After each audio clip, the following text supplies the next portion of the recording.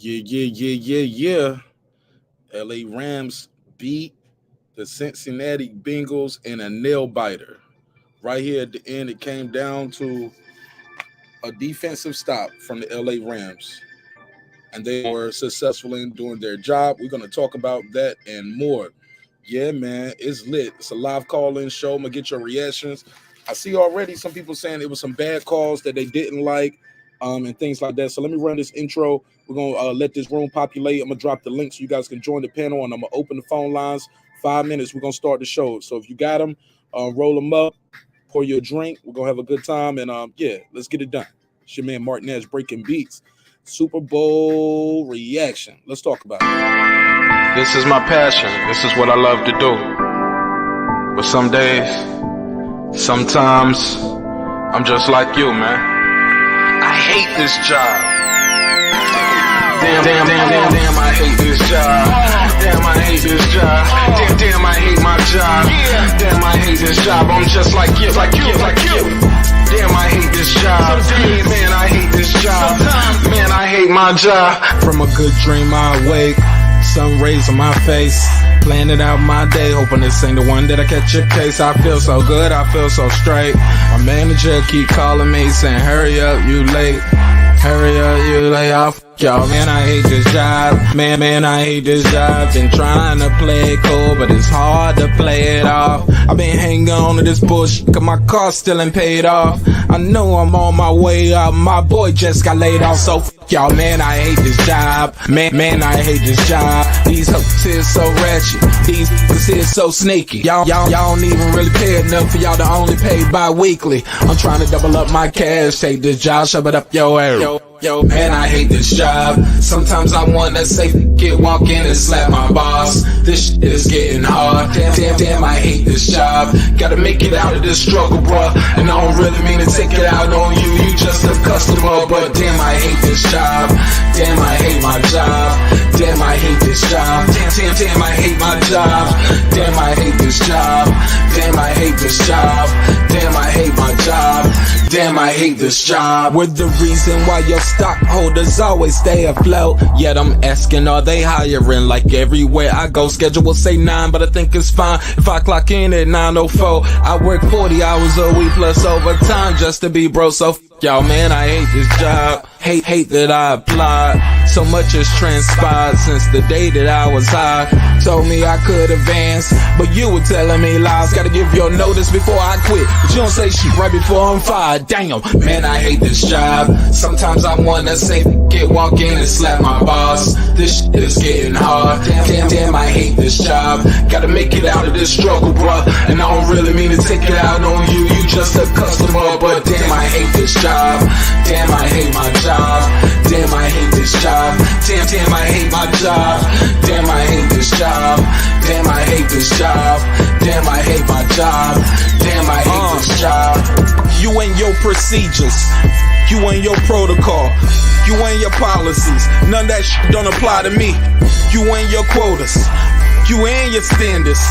You and your 2 sick days a year. Y'all niggas bananas. Wonder why the postman's posted with hammers. Going postal with Popo on camera. His wage got him enraged. Stressed out, it's hard to maintain. He flips the middle, grabs his. He said, if you don't get the picture, I quit. You ain't shit, mother. Man, I hate this job. Sometimes I wanna say, walk in and slap my boss. This shit is getting hard. Damn, I hate this job. Gotta make it out of this struggle, bruh. And I don't really mean to take it out on you. You just a customer, but damn, I hate this job. Damn, I hate my job. Damn, I hate this job. Damn, I hate my job. Damn, I hate this job. Damn, I hate this job. Damn, I hate my job. Damn, I hate this job. Look, man, I hate this job. I put my pants on one leg at a time, just like you. I'm out here trying to take care of my family. Damn, I hate this job. It's not always glamorous, for real, but I do what I gotta do for me and mine, you know? Damn, I hate this job. Damn, I hate my job. Damn, I hate this job. Damn, I hate my job. Damn, I hate this job. Damn, I hate this job. Damn, I hate my job. Damn, I hate this job. Damn, I hate this job. Damn, I hate this job. Damn, I hate my job. Damn, I hate this job. I'm just like you, nigga. Damn, I hate this job. Man, I hate this job. Man, I hate my job.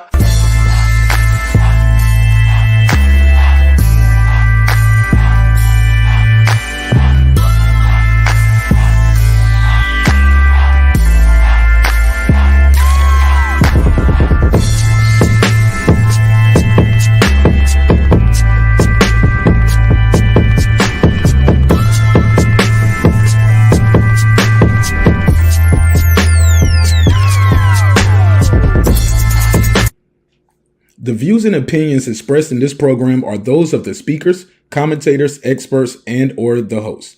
They do not explicitly nor necessarily reflect nor represent the channel's policy or the views held by the channel or broadcaster.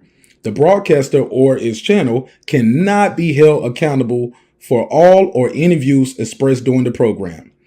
Basically, if I didn't say it, don't come for me. You come for the person who said it. And please don't sue me for somebody else's words. With that said, let's start the show, motherfucker. This that squad sound. This is madness.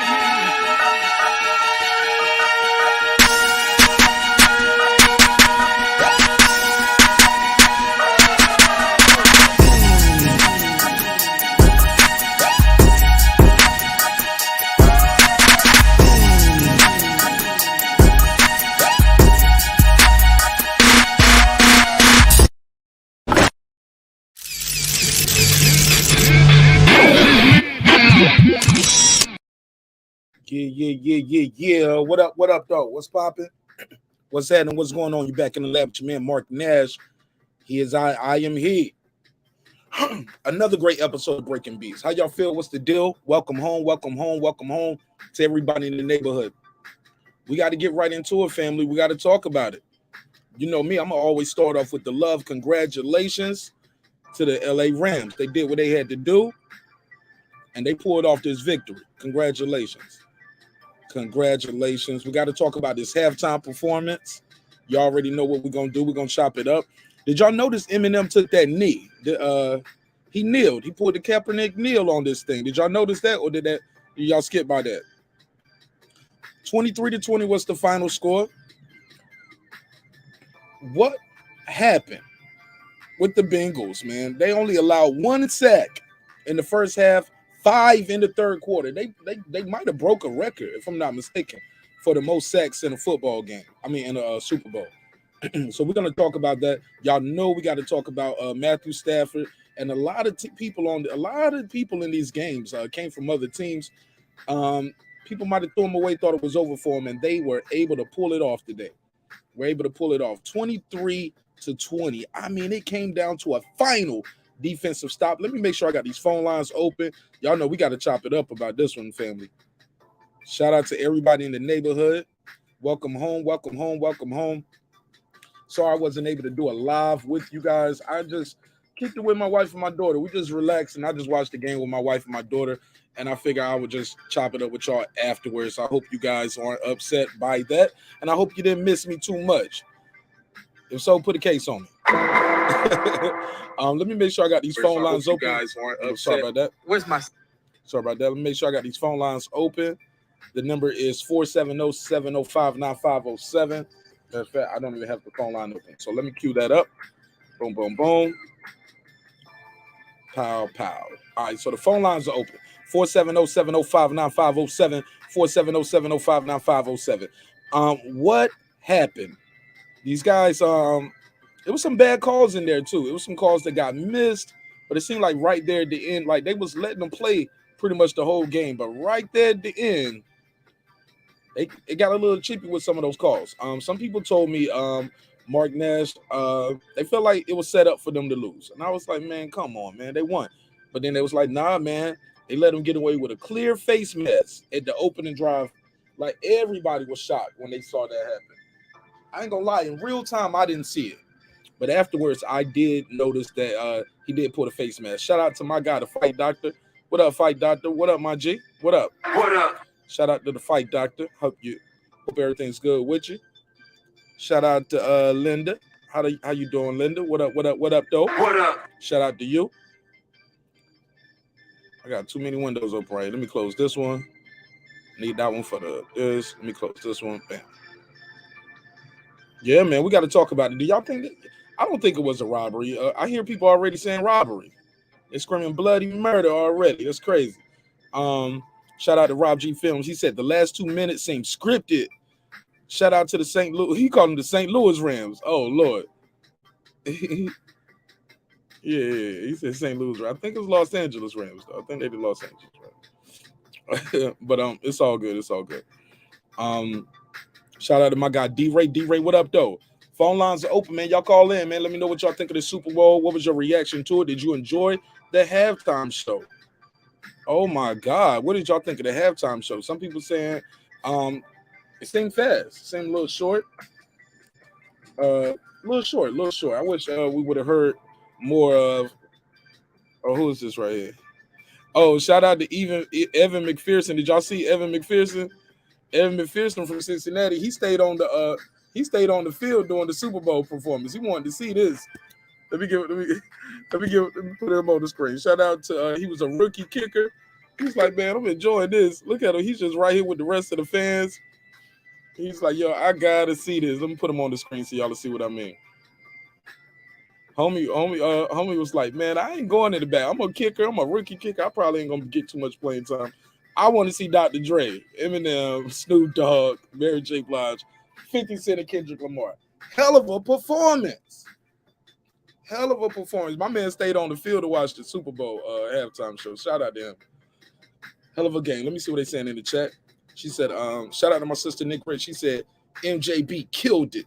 She killed the entire mood with that No More Drama song. Yo, why did she do that one though? Respectfully though, I mean I love Mary J. Blige, but come on, no more drama in my. She was like, ah!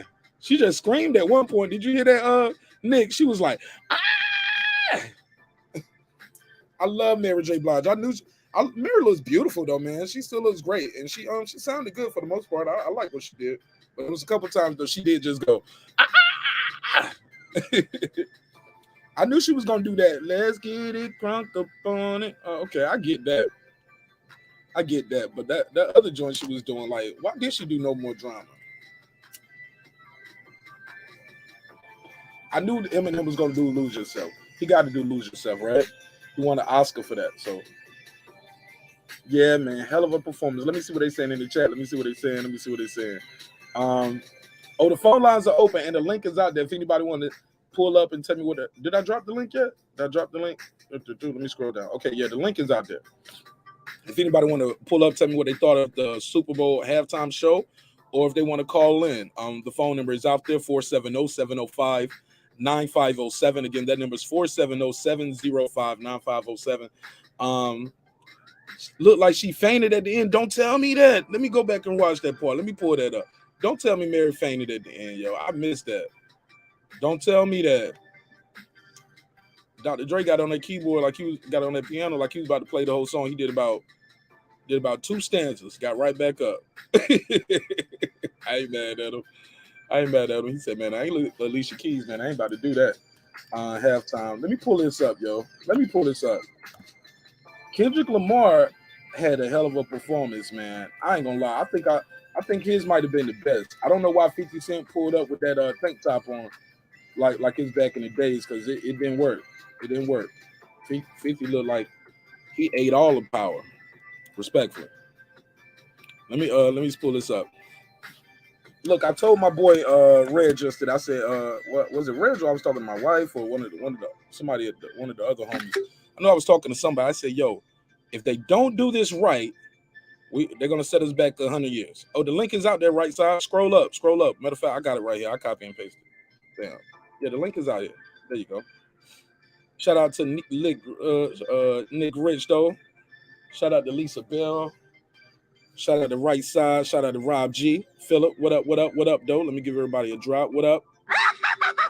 Wrong button. What up, gangster? How y'all feel? What's the deal? Shout out to my guy Right Side. What's popping, my G? What up, though? You might mute it, Right Side. My bad. I had to go and close your other chat out, You good? You good? bro. That was So I'm a saying, great bro. That was a great Super Bowl, wasn't it? I thought it was a good Super Bowl. People telling me they think the Bengals got robbed already.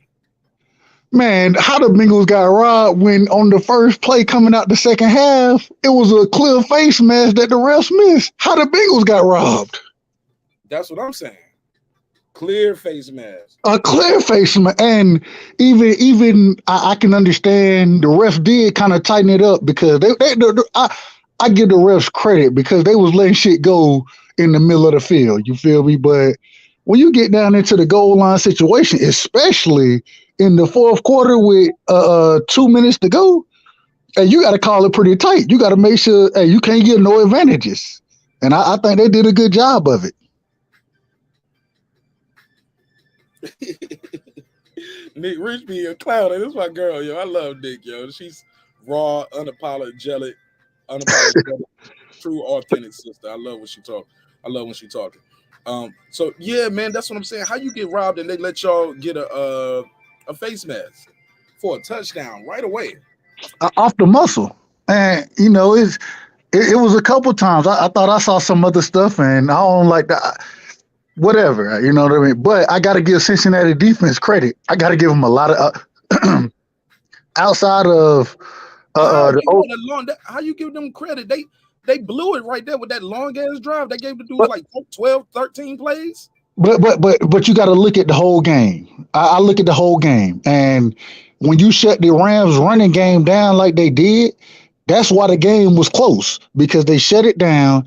It eliminated the play action. Now I give it to you when Odell Beckham got hurt, and mind you, I'm a Cowboys fan, so Odell been kicking my ass for a long time. I'm sorry. Say that again. You a what? I'm a Cowboys fan. To the day I die. Slap. Hey, no, run that back one more time. One more time. Yeah, I slapped you, man. Respect me. Hey man, it's my team. My dad, he a fan. My uncle, all my uncles fans. So I grew up under their tutelage. So, and when I was growing up, we was winning. You know what I mean? So, right. I still stand on my shield, and it's painful, but it is what it is. It is what it is. So, but and this is the worst part. I wanted Aaron Donald. And although we got Zach Martin, Aaron Donald was drafted right before us, but we did get Zach Martin. And Zach Martin, he been a great player for us, but boy, if we would have got Aaron Donald, that shit could have changed the franchise, boy. I just man. Okay, look, is it too early? But a lot of people are saying this might be the best Super Bowl halftime they have ever seen. Man, that Super outside. I'm gonna tell you. Is it too early, or what you think? That was an amazing and I never really watched the Super Bowl halftimes. I'm kind of, I'm at the Super Bowl party. This is the first year I ain't at the Super Bowl party. Me and my son, we was watching it together. And bro, when the halftime show came on, man, I'm sitting there. I'm up when Dre and Snoop out there, boy. I'm sitting there like, okay, this how we gonna start it off, and we already on the West Coast. I thought that was a great show. Mary J. Blige, that shit kind of threw me for a loop as far as what she had going on. I didn't understand. What happened? What you think?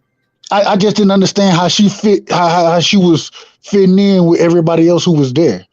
You know what I'm saying? So I didn't think, and especially when she went to they started off with a decent, you know what I'm saying? Why did she? And she was looking thick. She was looking thick, and she had the backup singer. But then when she went solo on that one song, I was like, I ain't sure what we got going on right here. I think that kind of it was the low point. But outside of that, I enjoyed everything else. I think this was a hell of a Super Bowl show. I mean, halftime show. Excuse me. I think it was a hell of a halftime show. Absolutely. And my bad, Dre showed out, and like you said, I think when he made Buddy get up, he got on the piano, and you know what I'm saying, he hit that dun dun. He hit that first. Oh no, he hit that Tupac first, and then he came back with you know what I'm saying. But the thing was he was only on the piano for About 4 30 bars. seconds. About 4 Yeah. bars. About 4 But bars. but they were tough folk. It was a tough four that he was on for. So yeah. That was about And it. then Kendrick Lamar. Kendrick Lamar showed out. He had a great performance. And then you Who had the best Super Bowl performance? To you, like out of the people, like who did the best? Kendrick. Oh, Like Kendrick Lamar is the best. bro, because Kendrick, outside of just rapping, he was also in with the choreographed stuff going on. You know what I'm saying? Whereas I like Dre and M. You know, I like Dre. I think Dre, he was a staple in the whole show. You feel me? And outside of him, I think it's between him and Kendrick Lamar because, and the reason I say Dre just because of how he was so into everything going on, and it fits perfectly, being that he's the best West Coast producer that we've ever seen. You know what I'm saying? So I think outside of Dre, Kendrick Lamar, I give it 1A, 1B, in whatever order you want to say it in. Fair enough. Shout out to everybody pulling up from the West Coast too. My boy Deuce in here. He said, "Caller spitting facts." Shout out to my guy Brandon Washington. He said, "Of course he a Cowboy fan. The only fan to be, you know what's hold up." Oh, he said the only fan to be. You know what's up, Mark. Get right, Mark. She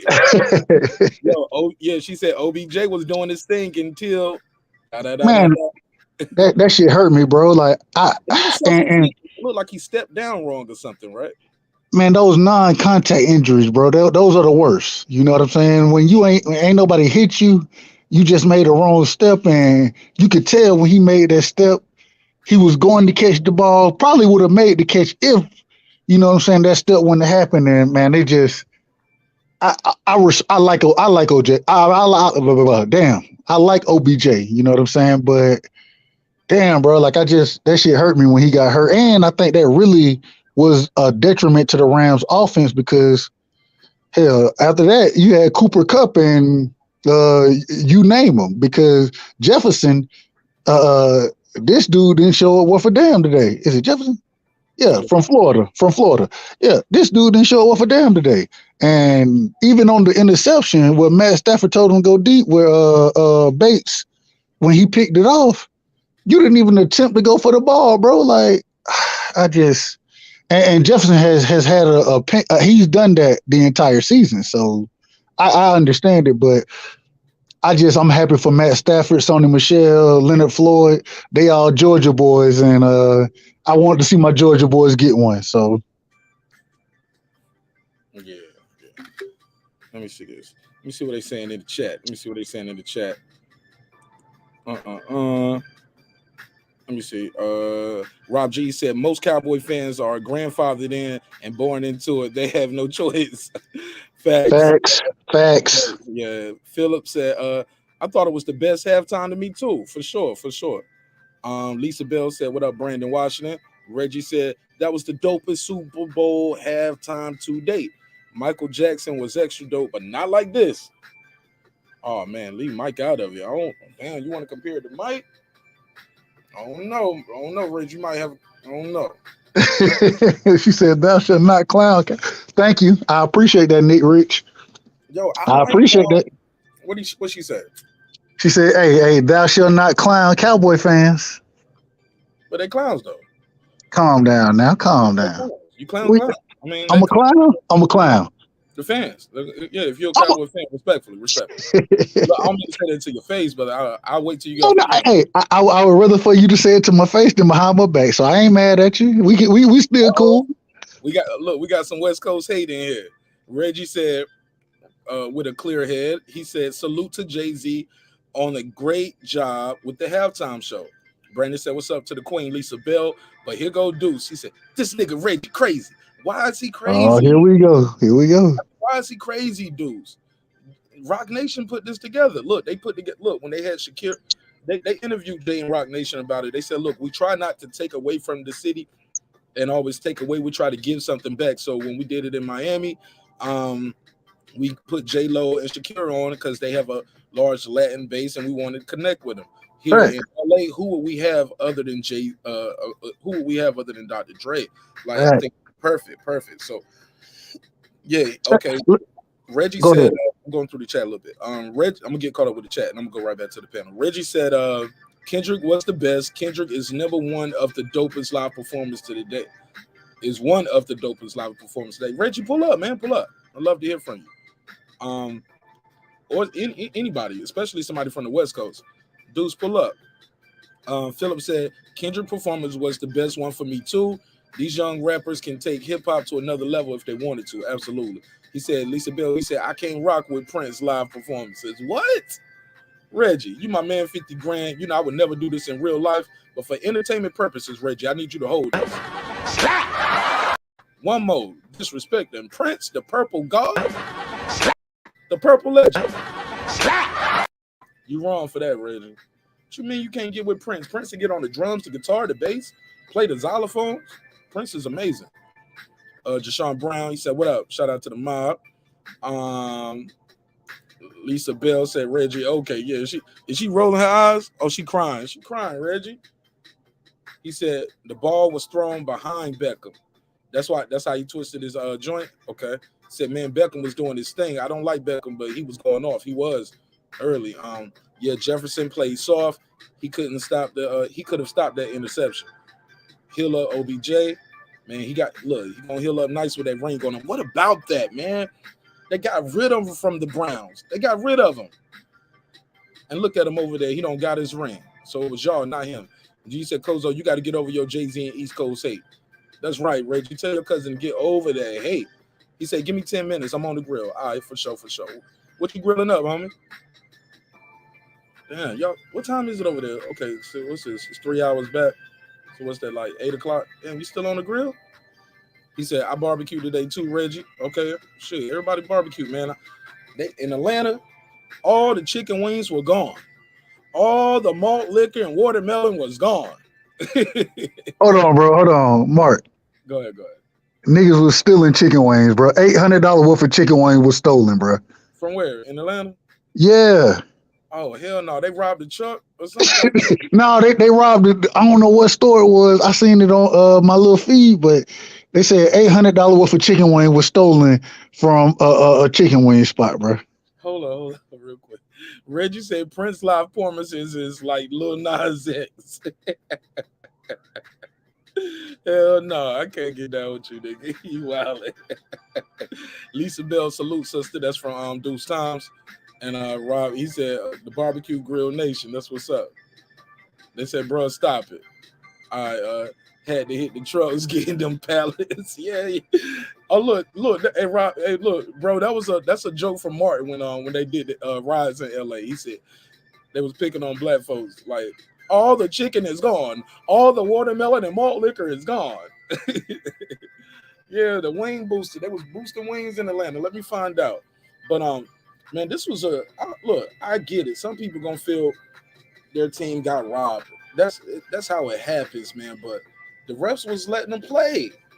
You can't get mad when at some point they start calling the calls though. But go ahead, right side. No, I agree with you, man. The refs overall, you know what I'm saying, they let them play. They let them play throughout the majority of the game. It wasn't a lot of holding calls. It wasn't too many PIs. I think they said we're gonna see who the best is out here. You know what I mean? So, and I have to say though, when it does get down at certain points in the game, you can't give advantages. And if you see an advantage taken, then you got to call that. And so, I used to ref flag football. That shit ain't the same, not even close. But if an advantage is given, that's ref in school. If an advantage is given, or well, let me rephrase that. If an advantage is taken, then you got to call something on it. And so I think the majority of the game they let them play, and then you know when you get down low, start getting tight, you start grabbing, hugging, holding. Hey, I gotta call it. You know what I'm saying? And when multiple refs throw the flag, I can't complain about it. Two people saw the same thing, so let's just be objective about it. What did you think of Eminem taking the knee? So I was gonna say this earlier. When I first saw it, I thought he was taking a knee because that's when Dre got up and played that Pac. I thought they were gonna have Hologram. a hologram of Pac, exactly. And so that's why I thought he was taking the knee. So I hadn't even really went back and thought about it. After that, I thought he was taking it for Pac because of what was going on, but that didn't happen. So I don't know. I can't really speak on it yet. I gotta think more into it. Okay, hold on. I didn't see that. He said, y'all see the Tams silhouette? What Tam silhouette? Do you mean Ram silhouette? It was a shot. That was a shot. I didn't see that. What happened? Dudes, dudes, call in real quick or join the panel. Or type that in. What's going on with the silhouette? What did the silhouette have going on? What was the silhouette at? What was it at? Yeah, Deuce, I ain't see that. I missed. Now, let me ask you this. When Eminem first started, he was kind of like looking at on the side of the stage at the time, right? Okay. And whatever happened when he started with Lose Myself or Lose Yourself, whatever it is, and some shit exploded and the pieces popped off of the little trailer that he was standing on. And I was like, okay, was that supposed to happen? Was it not supposed to happen? Because whatever it was, I didn't even know what it was. It looked like it was at best a mountain. And maybe he was standing on top of the mountain. That's the best thing I could come up with. So I don't know if that was planned or not, but I was wondering if it was. I was thinking about that. Oh, I ain't see that. They did say, hey, look, cooking with Sir Senior. What up, my guy? What up, what up, what up? Shout out to Sir Senior. Let me give him a drop. What up? Sir Senior said it was in LA. LA won with Dr. Dre at the halftime. Come on, man. But I won't say nothing. Uh-oh. Sir Senior put a case on it. Sir Senior said might have been some hometown cooking. Sir Senior, are you calling? Are you saying it was some hometown cooking? That's what it sounded like. It sounded like he said it's some hometown cooking. We'll talk about it. Nick Rich said, I think he was overcome with emotion. Eminem, when he took the knee, they said the NFL was aware he was going to take the knee, but that knee is for Kaepernick. They said. They said it is for Kaepernick. Yeah. They said they knew he was going to do that in support for Kaepernick. It was like, do whatever you want to do, just don't steer away from what we've rehearsed. And Reggie said, let me do Philip. Pause. Let me read Philip's comment. Philip said, hey, do time. Man, I thought I seen a bald black man at the end of the halftime show at the end of the dome. Yeah, I did too. I looked like Dr. Dre, though. I thought that was Dr. Dre. Hold on. No. But ask him, Philip, did you think you saw somebody standing on top of the dome? I thought I saw somebody standing on top of the dome. Like, that would look like it was the back of Dre, though. It looked like the back of Dre. It looked like Dr. Dre. You thought it was Dre outside of the stadium? No. At the end, when they was done and they did like the pregame roll, they did the pre-roll. I mean, it was like you could tell it was something pre-recorded. And they went from somebody standing on top of the stadium to the world view of California, then the Earth view, and then they put the Yeah. Okay. And I was wondering what it was though. Go ahead. Sorry. Hold on 1 second. Reggie said Tams is a burger joint in LA. I believe that is where he said Tams is where Suge killed that guy at. They had that Eve. They had Eve After Dark silhouette, also where Dre started DJing. Okay. What is Eve After Dark? What is Eve After Dark? I didn't see that. I don't know. I didn't see that. Man, let me find out. They was doing some West Coast banging in the middle of all of this. Go ahead. What you got though? No, bro. Keep going. Catch up with the chat. All right. He said, and they've been talking about LA all year. Okay, Philip. So Philip might say it's a hometown cooking. He said boxing fans with the bullshit conspiracies. Sir Senior said hometown cooking indeed. Okay. Fight Doctor said, what up to Sir Senior? He said on top of the dome. Yeah, okay. He said that was Dre. Thank you. Okay. Shout out to Jonathan. Jonathan, what up, my G? Lisa Bell said, I'm happy for LA. Me too, Lisa. I'm happy for everybody, man. I'm just one of those people, man. Like, it take a lot for me to be like on some, this some bullshit. Like, I'm a live and let live type person, homie. You know, I like to facilitate and let other people talk and tell me what they think about certain things sometimes. Sometimes, I get in the mix with it too, but for the most part, yeah, man, I'm one of those people, man. Shoot, I always know my time coming. I don't be tripping. But go ahead. What you got? We caught up. Hey, Mark, bro. Hey, you got a good spirit about yourself, good energy about yourself. So you know what I'm saying. It attract good attract good. You know what I'm saying. You attract what you are. So I can't be mad at you. But the everything that kind of happened in this Super Bowl right here, man. I thought it was a great game. I thought the way it happened was that much more exciting because you had the young gun Burrows out here, Joe Burrows, and I'm calling him Babyface Burrows from now on. You know what I'm saying? Babyface Burrows is what I'm calling him from now on because he a gangster on the field, bro. Like I love to watch him play. I think that the Rams had a great game plan against him, but they offensive line held up early in the game until they held up as much as they could. The fourth quarter, the talent showed. You know what I'm saying? That's what really happened. Talent showed in the fourth quarter, and that's usually how games go. You know what I mean? You can keep it tight with scheme and everything early, but at the end of the day, it's about talent. And we saw what Aaron Donald brings to the table. We saw what Von Miller brings to the table. We saw what Cook brings to the table. You know what I'm saying? These boys showed out when it was time to show out. So I won the game. Facts. Defense won the game, regardless of that last drive. Defense won the game. In the fourth quarter, the Bengals and the Bengals, they had been moving the ball well, but they weren't moving it at will the whole game. You know what I'm saying? They running game struggled here and there, but they were able to get it going in the third, late in the third quarter. I thought they were going to be able to get it keep it going in the fourth quarter, but that's when that defense bowled their back and said, "Nah, y'all ain't finna do this." And then in the last 5-6 minutes, Aaron Donald said, "Nah, this is my game, bro." And Cooper Kupp said, "This is my game, bro." And it is what it is. I think that's where legends are made. I ain't saying these guys are legends, but they both had 2 great seasons, or they both had a hell of a season this year. You know what I'm saying? Not saying they back to back, but they both had great seasons. And so, much respect given to the Rams. Much respect because I think they did their thing. So I think they came out and they played a tough game and they won. So Absolutely, man. You got to give it to him, bro. I just don't. Look, I get it. I don't want to say, just because Dr. Dre was there, and this ain't no shot to Sir saying it. This just me having a slight disagreement and a different point of view. Shout out to Perfect Timing Podcast and Jonathan Richards. Y'all should be modded up now, too. I don't know why you guys aren't by now, but it's squared away now. Sorry for that.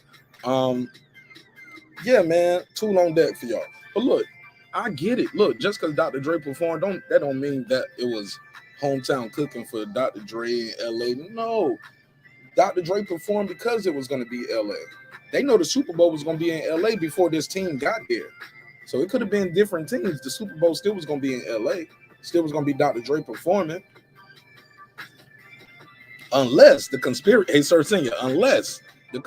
goes that deep where they've been pushing all year to get the Rams there. I don't know. Nick Rich said Burrow's on borrowed time. That O-line hasn't protected him all season. Give that boy some protection. Amen to that. Look, Nick Rich, how he get sacked one time in the first half, 5 times in the third quarter. It was like Terry Silver from the Karate Kid was the O-line. Yeah, I'm going to guard you. Y'all see the screen? I'm going to guard you. I'm going to protect you. Yeah, keep doing your thing. Keep punching that wood. Yeah, sinister laugh. Yeah, Terry Silver was on that O-line, was not protecting him, homie. Terry, boy just kept getting up off the ground. That was crazy. Crazy. Phone lines are open, though. 470-705-9507, 470-705-9507, 470-705-9507. He did not get no protection. They said, I've heard the bigger plans is for the Olympics to be in LA next. Oh, really? Really? I didn't know that. It's new news for me. Shout out to my guy Megazord. He said it was a great Super Bowl and truly historic halftime show. Marqnash, bro, salute, bro, Marqnash, and peace to the chat. Absolutely. Hey, Megazord, was this the best Super Bowl ever? I mean, Super Bowl halftime performance ever. He said, "Can't trust a motherfucker with Keith Thurman ponytail." Who got the Keith Thurman? I had to take myself off mute to laugh at that. Who, Trust that nigga Keith Thurman ponytail, bro. That's a fact. who got the Keith Thurman ponytail? I missed that. He said, "I'm not gonna take nothing from the Rams. Good job and salute." He said, "Marqnash, is there a search we can do about how many times LA was mentioned with Super Bowl all year opposed to other teams?" It's a website out there for it where you can find like Google searches like that. But it's probably, mention where? positive now. Bro, you cut me off. My bad. No, hey Philip, you'll probably get a false positive now because they just won the Super Bowl. But it is search engines out there where you can just say what's the most search word, and you can type in that word and see how much it was searched. Go ahead, right side.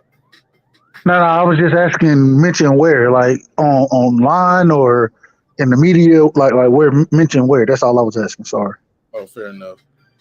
I think you mentioned. Good point. Hey Philip, do you mean mention online? Do you mean mention on sports networks? Searched in Google's. So good question, the right side. Philip said, "Reggie, bro, you shot my idea down quick. Like, nah, nigga," in my 50 Cent voice. What did he say? What was the question? What was the question?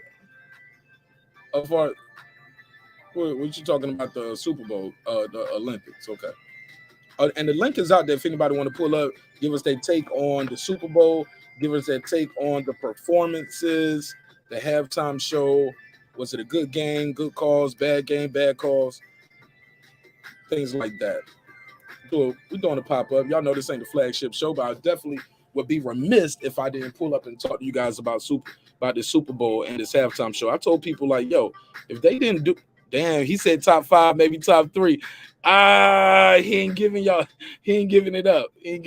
They said it was the best one ever. Megazard's like, nah. What? Said top 5, maybe top 3. I'm almost done. He said that Karate Kid drives you.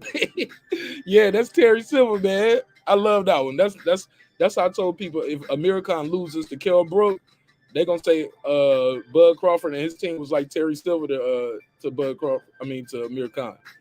But go ahead, right side. I want to know what halftime shows the chat had over this halftime show. I think they said this was 3 to 5, so I just want to know which other one, just one, that you had over this one. I thought this was a great one. Good one. Good question. Hey, Megazar, if you can join the panel or call in or type it in the chat, what was if this wasn't the best halftime performance, which ones do you think was one of the best halftime performances ever? Shout out to them for keeping it. They didn't mess it up where I don't think they want. They could have messed this up to the point where they were like, you know what, Roc Nation, I know you got a lot of rappers under you, but we ain't gonna keep doing this rap shit. These guys fucked it up. You know what I'm saying? They could have messed this up. I appreciate the fact that they had seasoned artists here. Yo, I ain't like 50 Cent performance. I thought he had the best performance. And you keep cutting me off a little bit too, right side. Go ahead. Yeah, you keep saying my bad, but you keep doing it. But go ahead. I be trying to jump in. I don't want to lose the point. My apologies. It's nothing. We got a private chat too. I'm gonna type in that private chat. Yeah, that's what I'm gonna do. I'm gonna get in the private chat. I know we got one, and I'm gonna get back in there. So you don't cut people off and you don't lose your point. Just write it in the private chat. I keep pen and paper right here beside me, so I don't try to cut people off so much. But go ahead with your point.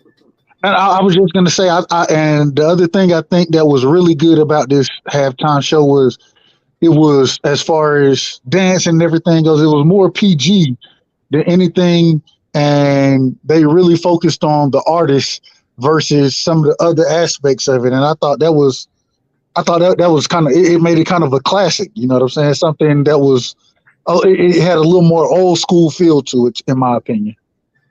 Fair enough. Got my guy here, Megazar, all the way from Dallas, Texas. What up, dog? Talk to me, Megazar. How you feel? What's the deal, my brother? What you think? I feel good. How about yourself, brother? Man, I'm good, man. Had me a little glass of red wine, winding down. Talk to me. What you think of the Super Bowl? What you think of the halftime performances? Definitely a great Super Bowl. I think Aaron Donald turned on the pressure. Great players riser. Von Miller even got in the mix a little bit. But Aaron Donald definitely changed the tide. And he proved again why he's one of the greatest defensive players of all time. Definitely the greatest defensive player in his generation. And arguably, I consider Aaron Donald the best player in football. Matthew Stafford came through and looked like he looked in high school in Highland Park. I seen him plenty of times in high school. Highland Park, throwing darts. And Cooper Kupp, man, you got to give it up, man. Cooper Kupp is Dan Beebe 2.0, man. Cooper Kupp 2.0? Say it again. He Dan Beebe 2.0, man. Like, honestly, what they try to make Judah Edelman, what they try to make all those receivers that was playing for Brady, Cooper Kupp is really that. He's really that. Like, he's the real deal, man. I got to give it up to him. Came through and just in the clutch when they needed him most. Joe Burrow showed great confidence, even with his line betraying him. I think Joe Burrow will be back. I like his confidence. I like his poise. And he damn near completed that pass on that last rush by Aaron Donald. He damn near still completed that pass. So I think we'll see him again. Him and Chase, a great duo. I think we'll see them again. We're gonna that went our last time hearing from the Bengals in the Joe Burrow era. So you said they done? No, I said it definitely won't be the last time. We're gonna hear from them again. Like Burrow gonna get him one. I believe he'll get him one. Just his poise under pressure, toughness. He just got that thing, you know what I'm saying? That thing on the biggest stage, he don't fade. Now, as far as the halftime, of course, it's legendary. Dr. Dre is my favorite producer. Michael Jackson's is number one to me. Like, don't get me wrong. I was captivated with this one because this was a capsule of my teenage years. Like, you know what I'm saying? This was my teenage years right in front of me. So, of course, it means a lot to me, and I'm biased, but Michael Jackson, Prince's was dope as shit. Prince, his halftime show was dope. And I can say you could go with this one we just had. Beyonce's was pretty good, damn good too. Like Beyonce's was pretty damn good too. And it's one more I'm leaving out. I can't think right now. I can't really think. I'm gonna shock people with this one. Bon Jovi halftime show. That shit was lit. You had stealth bombers and shit flying over the field. Man, that shit was. Them niggas spent $10 million on their performance. Well, I never forget. That was like a record. They like set the record for how much they spent on the Super Bowl. Like they went all the way out. Most of that is the Jets, probably too, though, right? Hell yeah, you get a stealth bomber. I'm pretty sure that was $5 million in itself, right there. But it's up the plane. We're gonna fly over the stadium. That's it. Niggas start singing. But yeah, I enjoyed it. Good Super Bowl. Of course, we can go with the conspiracies and all that shit. But if the conspiracy was a conspiracy, Dallas Cowboys win every year because Jerry Jones will buy that shit every year. So like, I don't buy into some of that shit unless he done ran out of Super Bowls he could buy, and that's why them niggas never sniffed nothing ever again. So, unless you got hold on, you ain't a Dallas Cowboy fan? You from Dallas? Hell no, I ain't a Dallas Cowboy fan, bro. Not a Dallas Cowboy fan. I was a Jimmy Johnson fan, and Jimmy Johnson, he the one that transformed that franchise. That was Jimmy Johnson's brilliance. Jimmy Johnson shit, he built this shit. Barry Switzer walked in there and got a Super Bowl. Like Barry Switzer, all Barry Switzer did was smoke cigars and laugh and shit, and he won a Super Bowl. Indeed. Go ahead, Rice. Go ahead, Rice side. First off, man, I can't disagree with anything this brother just said, man. Being a Cowboy, cry hard too. I'm joking. I'm gonna tell you, man, and he said something. He said we want to get into conspiracy theories. Then Jerry Jones gonna buy all of them. unless he done bought all of them that he could. Man, listen, I know y'all gonna think I'm crazy when I say this. Jerry Jones sold his soul. I don't know if that, I ain't saying that's really what happened. I ain't saying it that way, but until Jerry Jones leave, we don't have a chance to win because he got to have his hand in the pot. The same way the brother just said, Jimmy Johnson built all that shit. And everybody was thriving off of what Jimmy Johnson built. And now Jerry Jones, because he had his hand in the pot at that time, he did make some things happen. He made the Charles Haley deal happen. He made the Deion Sanders deal happen. Outside of that, as far as building the team, Jimmy Johnson built the team. And man, we curse. Jerry Jones think he got the golden. He think he can do it.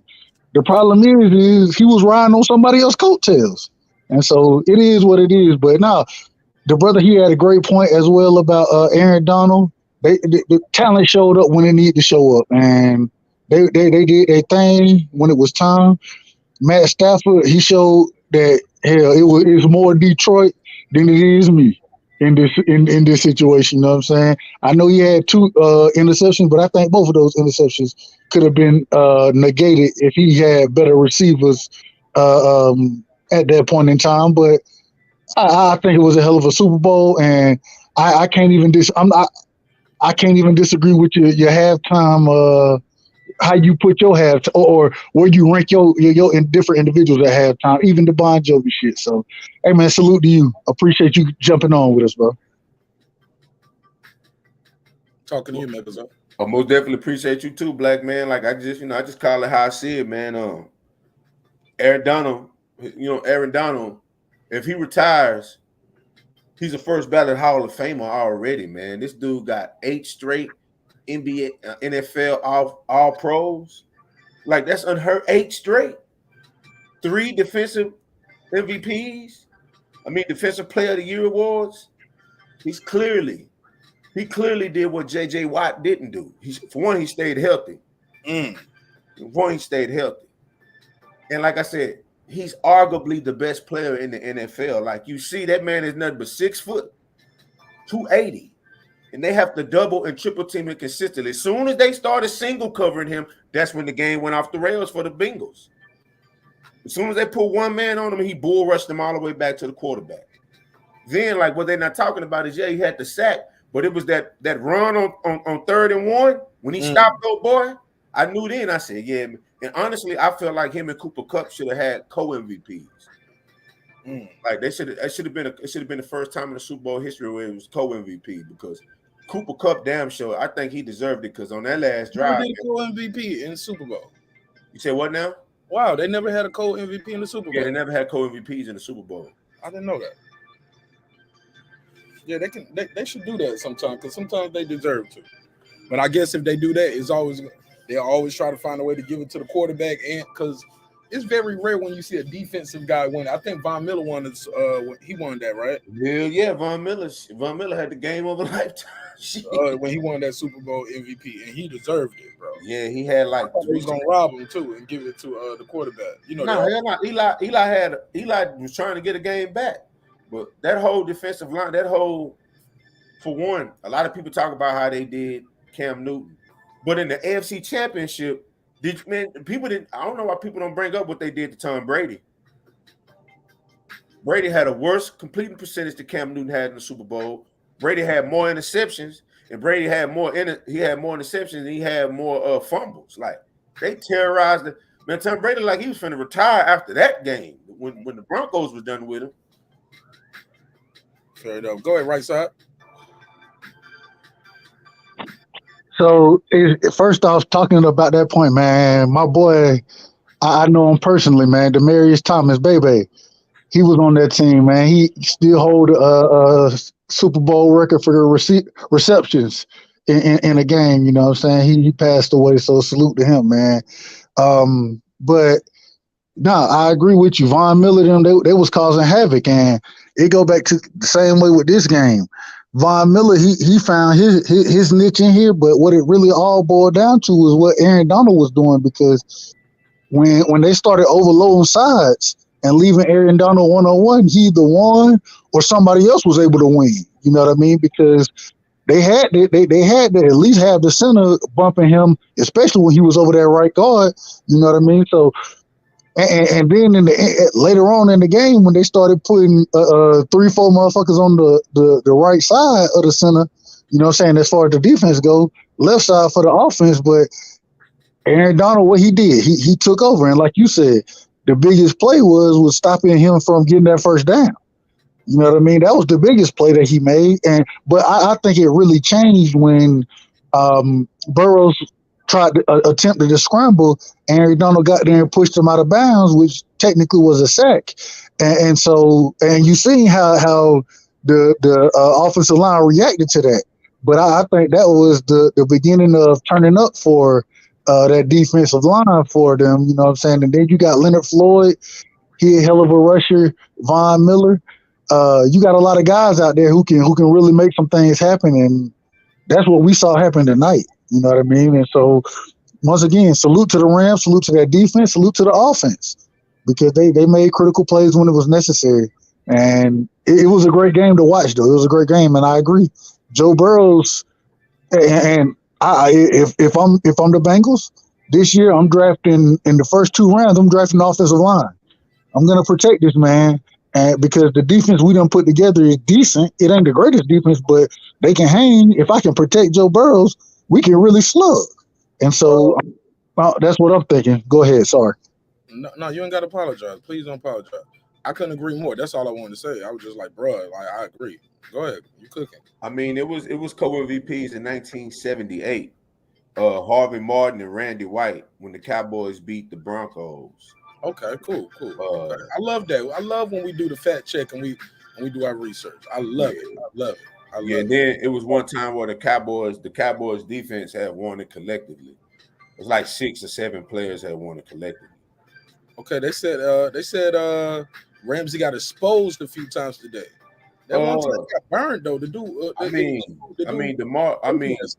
Chase was burning everybody this year. Like Jalen Ramsey. Jalen Ramsey is a great cornerback, but say, man, DeMar Chase ain't no joke, man. But that one where he got his face mask pulled, like you can't miss that play. That's too big. It's too big of a moment for you to miss that. It's too big. It's too big of a moment for you to miss. Like you can't grab the dude face mask, man, and throw his whole trajectory off. Yeah, it was kind of obvious too. Obvious. It was super obvious. But go ahead. Let's pass it around. No, I agree. You know that, and the other thing is, I think they did a really good job today, as far as the Rams go, of containing Jamar Chase. T. Higgins was the one who really was the big play for the game, but hell, when you really look at it, it was off of a trick play. You know what I mean? Having Joe Mixon, and we got to talk about Joe Mixon too. Having Joe Mixon throw that touchdown pass and then that deep pass where, like the brother just said, the face was grabbed and, you know, it was a missed call. That's what it was. It was a missed call, but, you know, that's the game of football. But you should be able to challenge that. Like all this money on the line in football, not to cut you out, I just want to these days, man, if you think you should be able to challenge, like, hey, that should come back because this happened. Agreed. I agree. And one thing I think that they should change the challenge rule too is if I think there was a foul committed, I should be able to challenge the play. I don't have to call it. If I think a foul was committed, I should be able to challenge the play. You can look at the play. If you see a foul committed, call it. If you don't see one, charge me my timeout. But I don't think I should have to be so specific because, you know, they kind of tried to pull the pass interference thing. And it's like, bro, like, in this situation, this was obvious. This was an obvious foul. And so I just think that at the end of the day, the challenge rule should be, I believe a foul was committed or the foul you call wasn't committed. Outside of that, you go look at the play. If you see a foul, then you call it. If you don't see one, you call it that way, regardless. But I just don't like the I think but we're real quick. The one thing I want to say. Yeah, because we got Reggie on the floor too now. Too. Go ahead, Reggie. I ain't gonna keep talking. I keep talking. Yeah, because look, that's what I want to tell you. Like, get your bar, save a little bit, and we're gonna come right back to you. I promise. I promise. And I love your enthusiasm on the show. Don't lose that. Don't ever lose that. All right. And don't forget your point neither though. I just want Reggie to get this off. Reggie, you said a lot in the chat. I got to get your take on it. Was this the best Super Bowl halftime ever? Are fans tripping saying they felt like it was some home cooking going on? What do you think of Eminem taking the knee? NFL knew about it, so it was approved. It was NFL approved. Everything. Give me your take on the Super Bowl and give me your opening thoughts. Go ahead.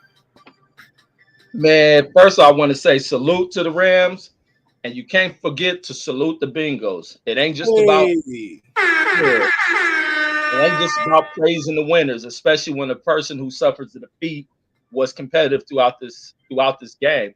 This is probably one of the best Super Bowls I didn't watch in a long goddamn time. I mean, they competed on both ends of the damn ball. You can't do nothing but tip your hat off. This game was really won by defense. It was stagnated for a long period of time. These teams had to figure out where they go. The Rams suffering an injury. You had the player Cup step up. And also want to ask, where the hell is Cup from, man? That's you don't see too many people of his complexion playing a receiver at that high goddamn level. That kid is bad than a mug. Even that other quarterback, the white quarterback on the other team, I didn't like the way they kept hyping him up and wanted to show him. I know he's pale as hell, but let the guys play. Don't hype him up because he's some old porcelain-looking white guy. Let his football game play and let it be at that. He was playing his ass off. He was making some plays, gets that ball out quite well. But when Donald, and there was a lot of shit that opened the game up for Donald that Von Miller was doing, because Von Miller was finding little stunts. He was pulling on the offensive line to break through it, and it was just opening a lot of things. They had to make adjustments on stuff. So, but the Rams line, this is all one on the front line. Defense was everything, and almost it was like Cincinnati's defense forced the Rams to kind of have to stay in the air. There was a lot of 3 and outs for the Rams, a lot of them. But this is a dope Super Bowl, and that halftime show, in my opinion, one of the best I've seen. It's up there in hell comparison with Michael. Michael's just more of a captivating figure, one of the most electric guys you'll see, not just in music, but just in human existence, to where Mike's just going to captivate whatever. But this one right here was dope. You heard the crowd give off their, the crowd was thrilled by it. It didn't have to do a lot of other Super Bowls that try to be electric. It was too much theatrical shit, not enough performances. Booms and bam, smoke, and the performances be whack as hell. But this shit right here was live. Okay, so but look, I got to give you a little smoke right here, my brother. You said you didn't like Prince's performance. You said this was the best. So you had this over Beyonce. Keep in mind, this is a conglomerate. What's this? This 6 folks up here. Dr. Dre is the focal point, and it shows all the music that he's done. Like, cause I mean, the guy's everywhere, man, and doing all kind of music, right? But I saw your cousin said Black Eyed Peas. Oh boy, Megazord right here on the chat with me. Oh boy, my boy Megazord was like, who you say Bon Jovi? Was it Bon Jovi or U2? Who you say? Shit, Bon Jovi. Bon Jovi. He said, nigga, please, Bon Jovi smoked that shit. Some people said Paul McCartney killed it before with the Beatles. Oh, Rolling Stones did good. Reggie, I'm just winding you up. I'm putting the battery in your back. Go ahead, Reggie. Go ahead. Give me. What you think of Black Eyed Peas, Katy Perry, Rolling Stones, Bon Jovi, and everybody else's performances compared to this? I hope Jay-Z never ever bring up a Katy Perry type. I don't remember Bon Jovi. Won't ever bring up a Paul McCartney type. Luke, what's some country people? I don't even know them country people names. Blake Shelton type. None of them type of people to the goddamn performance stage again. Katy Perry shit was whack. I think it was her, Katy Perry or Taylor Swift, one of them, to where her show was whack as shit. It was boring until they start bringing out black entertainment. They did that other shit with them other dudes who had kind of a big stadium sound. Damn, what was it? That wasn't U2, it was some other dude. The Weeknd. No, not the Weeknd. It was some years ago. It was a white group. It was a white group they brought up there, and they just vocally sounded trash, but they had a big song over the radio. Coldplay? Was it Coldplay? Coldplay, that's who it was. Coldplay. They shit was trash. I love Prince, Coldplay though. They had great songs and great videos though. But, yeah, they music and shit. their performance might not have been that good. Yeah, exactly. Now the thing I was saying about Prince, I can't rock with Prince live. It's shit like Nas X. I just can't watch. Can't the visuals of Prince performing. Hell no, I can't rock with. I rather listen to Prince through just the audio. But I don't remember Prince doing a Super Bowl. I probably didn't watch it because of that. But this one was definitely one of the dopest. Beyonce definitely too. She put on a real concert and shit. Okay, y'all don't remember now what about the one Justin Timberlake did with Janet? Some argue that might have been one of the best ones too. One of the most controversial. I think that set niggas back. How many years it's been since then? That was what? We ain't been. They ain't let us lead since then. Damn, white man set us back. Ain't that some shit? Now, no, it was Janet Jackson. That was Janet Jackson in 2004. I just looked it up. But salute to Justin Timberlake for pulling that titty out for us. Respectfully. But a lot of people have Prince's as one of the best ever. One of the best ever. Like I think people just giving. They have Prince over Michael. Some people do. I'm just saying. Yeah, people just trying to give Prince the credit, man. They probably don't even remember Prince's Super Bowl halftime show. It wasn't that long ago, Reggie. This was like 2007. Old Prince? Oh, hell no. I'm thinking Prince. Oh, hell no. Old Prince is a fuck no. I'm sorry. Hell no. Prince did Purple Rain, bro. I think he might have opened with Purple Rain. All kind of, man. I don't remember, man. Prince bodied that shit, man. The way he did it with the silhouette. I'm fast forwarding through it right now, looking at some of these joints. He had everybody out there with the glow mask, the big ass peace symbol, Prince symbol. Oh man, and he out there just playing that guitar, going crazy. Solo dolo out there. I don't see no dancers out there. Prince on stage dolo. No, Prince was making a statement with his. He was just like, it's going. Oh, he got a marching band out there doing some shit. But Prince, let me see. What are you doing? Yeah, Prince bodied this, man. Nah, Prince definitely had a top 5, man. Easy. You gotta understand, this was more conscious Prince. He wasn't up there prancing around with cut out ass pants and shit. Like this was. Like he was making a statement, like he was saying, it's going down like this system of things. Like he was just saying certain things throughout his performance. And I just remember like, damn, he owned one. Then when it came to playing a part of Purple Rain with he was killing that shit, bro. I'm just looking at it right now, bro. I don't know, Reggie. Oh, and I think I'm tripping. That actually was you too. You was right, it was you. I don't know why I kept thinking Bon Jovi. Because I remember they had that song every day, like, and I used to hear that shit everywhere. So I don't know, but it was actually you too. Because I was finna keep talking, I was finna say Bono. I remember Bono was singing, but if I'd have said Bono, I would have realized I was talking about you too. Fair enough. Hey, Maroon 5 was trash though. Extremely.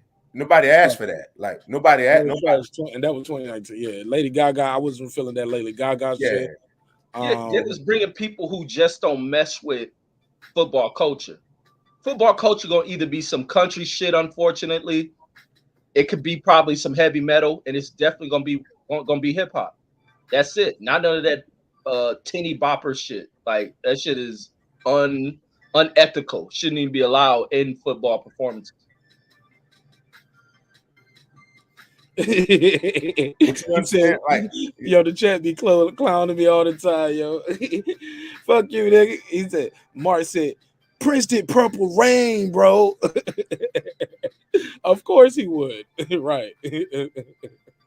My bad. Go ahead. No, it was great, man. Like I said, I'm happy for Aaron Donald, man. Aaron Donald's been one of my favorite players for the longest. Like he became my favorite player once Luke Kuechly retired.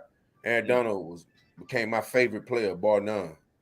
But yeah, he shared that. Like him, Cam Newton, and Luke Kuechly was my favorite players. But Aaron Donald, I knew it was special when first time I seen him line up, man. And like I said, he's gonna go down as one of maybe the greatest defensive tackle of all time, bro. Like, don't get me wrong, you got the Johnny Randalls, you got the Warren Sapps. You got the Richard Seymours who just went into the Hall of Fame, but 8 straight All-Pro, man, as a defensive tackle. It's never been done, bro. Like 8, like straight. It hasn't Shout been out to done. him staying healthy too, Yeah, I mean that's a big key and component. pretty much staying out of trouble. I mean, he just one of them guys you root for, man. Grounded in his community, do work, you know what I'm saying? Put in the work, put his head down and grind, man. And I always cheer for guys like that. All right, go ahead. Pass it around. Hey. Go ahead, Rich. Yeah. Quick question. I want to ask Megazard, when you're speaking about Jimmy Johnson, whatever happened to him? That's why I never understood, because I know the Cowboys is going through a series of coaches. What happened when they let him go? What was the reason behind that? Because Jerry Jones wanted to be the reason. The thing was, the press was eating Jimmy Johnson up. Pause. You know what I'm saying? They were pretty much just telling the truth, man, that he built that dynasty single-handedly. Like, he built that shit. Like, he the one that traded Herschel Walker and got all them draft picks and all them. He did that. Jerry Jones was against that shit. He drafted Troy Aikman. He drafted Emmitt Smith. He drafted Michael Irvin. He drafted Ken Norton. Like, he went and got all those impact players. He built that offensive line, the greatest offensive line of all time. Eric Williams, Larry Allen, Nate Newton. Like, he built that shit, man. Like, he built that team so good that they were on autopilot. Barry Switzer literally was smoking cigars with his legs crossed, drinking whiskey, and won a Super Bowl, bro. He didn't do shit. That's not fair. He didn't. They ran the same defense, ran the same offense. You got to understand, most Jimmy assistants were still there. Okay, so just because we still running the same playbook, that don't, my brother, you still gotta manage the personalities, right? Hey man, at that point they was managing themselves, man. Oh, we're talking about the Dallas Cowboys in the 90s. It wasn't no managing shit. Them niggas was known for cocaine parties and stripper hoes. Like, they were notorious for that. With Jimmy Johnson there. But Jimmy Johnson wouldn't hang out with them. Barry Switzer was hanging out with them. and Jimmy He was Johnson, a fan. Leave him alone. He said, I'm not only a coach, I'm a fan.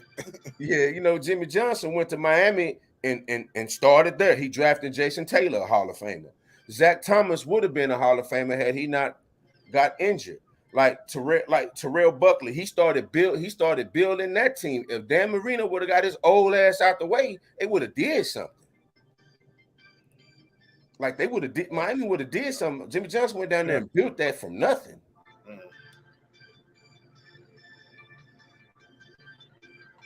Go ahead, right side. I think right side got something to say. Go ahead, right side. Man, it's a lot. It's a lot. I agree. Jimmy put everything together down there in Dallas. You know what I mean? So, and Jerry, like I said earlier, I think Jerry he made a couple trades here and there. He brought in some key pieces, but because of those trades, I think Jerry he was the reason, because of bringing in Prime Time, bringing in Charles Haley, and so I think, and I agree with you. When excuse me, when he gave away, or not he didn't give away. I ain't gonna say give away, but when he traded away Herschel Walker, it was for the best, and what he was able to draft. And one thing I give the Cowboys credit for, the Cowboys draft well. They draft well, but it is what it is, and it's funny because talking about the draft, going to Aaron Donald, man, he was drafted one pick before Zach Martin was, and I was praying we could get Aaron Donald to the Cowboys. Zach Martin, he done made multiple. He's been an All-Pro multiple times, and is still considered at this moment in time possibly a top 3 guard in the league. You know what I'm saying? But the difference maker that Aaron Donald is, I wanted to trade up for him. And I believe Aaron Donald went at 13 and we had the 14th pick. And it's that Randy Moss situation, man. It's that Randy Moss situation. Go ahead, Reg. No. I just want to know about that Jimmy Johnson thing because I was always kind of in the dark about what happened with that. I just never understood the reason behind those coaches leaving. Like when they're winning everything, then they bring that other dude, and things just fell apart within that team. But back to the Super Bowl, man, it's just seeing seeing the way the game was played, man. That's just the way the game of football should be played. Is you leave it all out on the field, and I think that's what these guys did. And Doug was bringing up something about Jefferson. Jefferson went out here in this moment. This is where you see a lot of things that start playing with the the mental side of this game. Is that Jefferson was kind of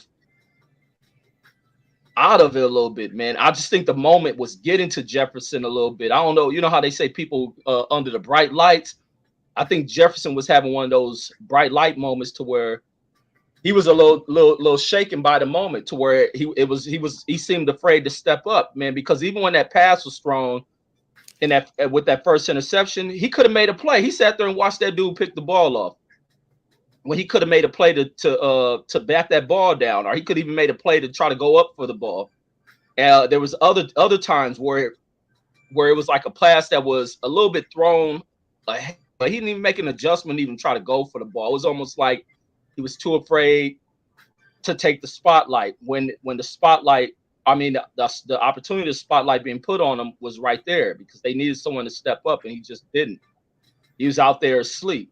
I think, and then it was almost one moment where he could have got on, and that was all Matthew Stafford when he threw the ball a little bit too high in that moment. But Jefferson has to realize in those moments is where you're supposed to just get up there to shine, man. And it's luckily they won the game, but a lot of it would have been on him. But it was just ultimately a great game. But you see where things mentally to where these players had to maintain a level of calm.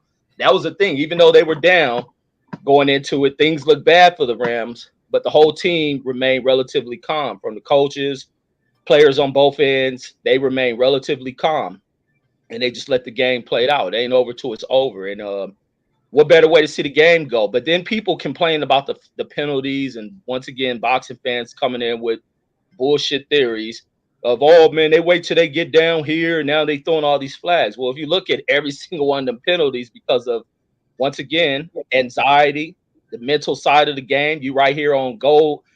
This team is on 2nd and goal, 3rd and goal, anxiety up. You can't allow this fucking pass to be completed, and you make a mistake, hoping the ref don't see it.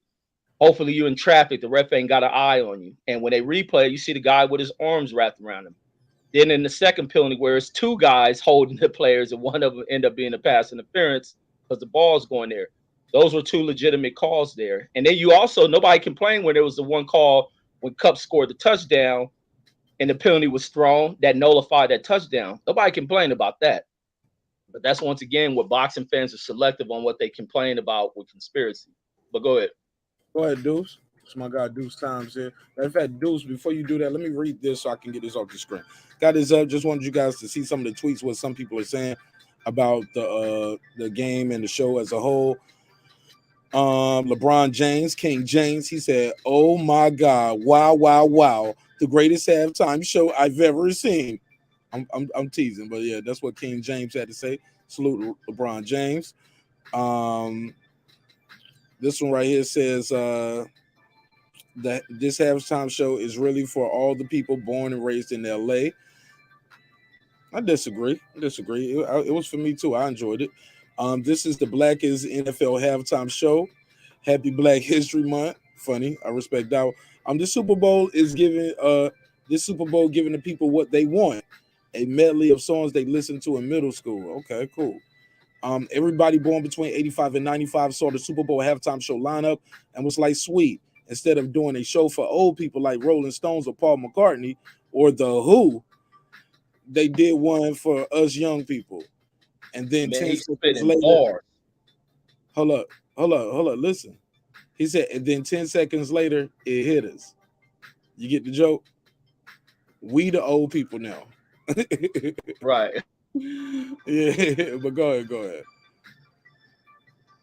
Oh yeah, so Deuce, go ahead, Deuce. You got the floor. Welcome home. How you feel, Deuce? Oh man, great show so far, man. I love the game, man. The game seemed like it was cool. I don't know about the conspiracy shit, you know what I mean? But I'd love to see AD go ahead and get that chip. Since the Cowboys didn't win it, you know what I mean? We can go for Ramsey and AD. Aaron Donald's a beast, man. Like my man keep getting confused. It wasn't the Zach Martin draft, it was the Tyron Smith draft. And like everybody in that 2011 draft are all pros and all Hall of Fame bound. That's it, bro. Talk to me. Now you said it says Google Pixel commercial out here. Did you say it's kind of racist? Is this the one with Lizzo? Nah, man, the one talking about dark people making them lighter and shit. That was racist. Yeah, that was Lizzo. She was in that shit. It was Lizzo? Oh, I didn't even see. Yeah, I just she heard towards that the shit. end of it. That old bullshit ass commercial. Yeah, that's a bunch of bullshit, man. Racist as fuck. Now that's racist right there. I don't even see it. I'm trying to find it. We about to report on this shit. Yeah, it's a Google 6 pixel, dark skin tone, some dumb ass shit. Google, say it again. Google 6 pixel. Google Pixel 6, and it's with dark skin tone. I mean, that shit was the most offensive shit. That's why I did a rant video about that shit. Oh, you already did. Let me see it. That shit was so fucking offensive. Like Do a you motherfucker. show it on your channel? No, I ain't show the video because I didn't want Google hitting me with a strike. But even for the actors in it, it's just some bitch made shit. It's like some real bitch made shit to me. Let me see this shit. Google Pixel 6. Let me see. And this it's a 30-second ad, right? Something like that, man. Hell yeah. They're talking about like the dark people were never in the pictures and shit. This one black ass nigga. This nigga sitting here in the back of his high school prom or something or graduation, looking all crispy and black, they darken the nigga up and everything. I'm like, what the fuck? Hold on. What? So what? Is this the one where it's like it's called Lizzo in real tone seen on Pixel? Yep, that's it. All right, let me see this. Historically, camera technology hasn't accurately represented darker skin tones. Okay. People with darker complexions have struggled to find good lighting. Okay. Y'all can make the iOS better on the camera. Shit. Increase, boost up, but I get you. Okay. Every single yearbook of mine has always been terribly shot when I was a kid. Man, let me share the screen on this shit, man. We doing this. Fuck it. I'm doing it. We doing it. We're gonna see if Google gonna accept this as what they call it,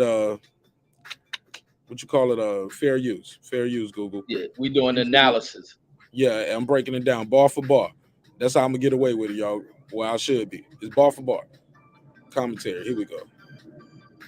All right, so let's do it. Blow this screen up. And I'm gonna read this. Yo, this okay. So every yearbook photo of mine was terribly shot since I was a kid. This must be the dark skin guys talking. I always show up too dark or too skinny. Introducing real tone on Google Pixel 6. Everything the light touches. Okay, so that's a good ass photo though. That look like this shit look like some professional done shit. Respectfully, I can't even knock it. Okay, okay. So I don't know how dark this. I wish I saw it before and after what these people look like, because I can tell he's a darker guy, but I don't know how the picture looked before and after. You get what I'm saying? Like this is without the phone. This is what our old model. This is what our new model. See, she outside in a well-lit area too. They right there with the sunlight beaming right on them. This is very well shot. Even low shadow. Look where the shadows are at. The shadows on the other side behind them or on the girl's sleeves. Okay. Hey, ask Megazar, is that something he deal with while he take pictures? This guy is definitely not a dark-skinned person. She's not a dark-skinned person. Okay.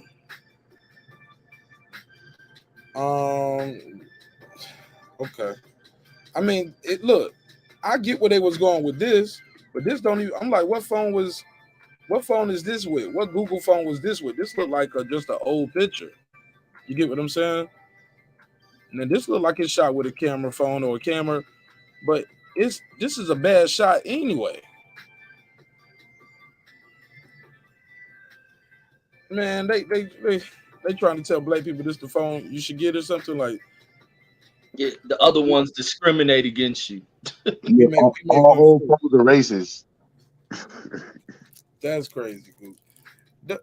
Those were very well taken pictures, but they didn't show the comparison of other models and phones. Like, to be fair, they just took some good pictures at the end. They up here. So what y'all think is going on here? What's your analysis and breakdown of that? What did I miss, Reggie? Give me yours first, since you did a video about it. Oh, but then you gotta go to the Google website and you'll see how they're comparing what black folks look like on other phones. And it's some bullshit. I've never ever experienced any phone showing bad lighting for anything because I'm dark skinned. And sometimes you don't need a lot of lighting. I don't know what them damn crybaby. I can't stand to see black people getting commercials, to sit there and cry about some old ignorant ass shit as if my dark skin isn't appreciated. My dark skin is a hindrance. My dark skin is this and that. My dark skin is looked down upon and blah, blah, blah. And now but the phones but it is looked down upon, Reggie. You know that. Man, from who? Because it ain't looked down upon. We only accept what we hear. Let me just say this. Because I'm just saying employment. People, you ain't never heard of the paper bag test? Yeah, we hear about that shit, but it's time That's for us with to black folks too, though. But look, black folks have to take a stand in shit, because it's like I always like to bring up when people try to speak down about dark skin, but dark skin is greatly appreciated because it doesn't stop some white bitch wanting to fuck you based on the beauty of your complexion. It doesn't stop some white man wanting to get at a dark skinned black woman because of the beauty of her complexion. Slow down, Reggie. Slow down. Just because black people have always been overly sexualized, so just because somebody fuck you is one thing. But then they fuck you when they don't hire you. But when they gerrymander in voter districts. But no, let me not just leave it at sex. I'm building it up. Let me continue. Don't be so quick to react. But it doesn't stop people. React after this. But look, it doesn't stop people from feeling intimidated by your presence in your dark skin. It ain't that people just look down. People feel inferior to what you are, what you look like, and what they wish they can be like. Doesn't stop a white woman from wanting to go complex her skin a little bit darker to enhance her appearance and her look. Black folks got to start taking pride in our own complexions, not crying about it. And never once have I seen a camera that has fucked off your complexion to where you couldn't get better lighting, stand in better direction to be seen in the photo. Like, to me, something is just real effed up with that commercial. It's done in Black History Month, and we're the phone that's going to save you black people. Like, I've seen so many black people are so photo fucking genic when it comes to the goddamn internet. We take trillions and billions of pictures. It's all throughout here, and I haven't seen fucked up lighting in pictures that people are taking. You get a photo that comes out fucked up, you delete it, retake another one. Like, that camera was pandering towards a lot of bullshit. Fair enough. Fair enough. All of us, yeah.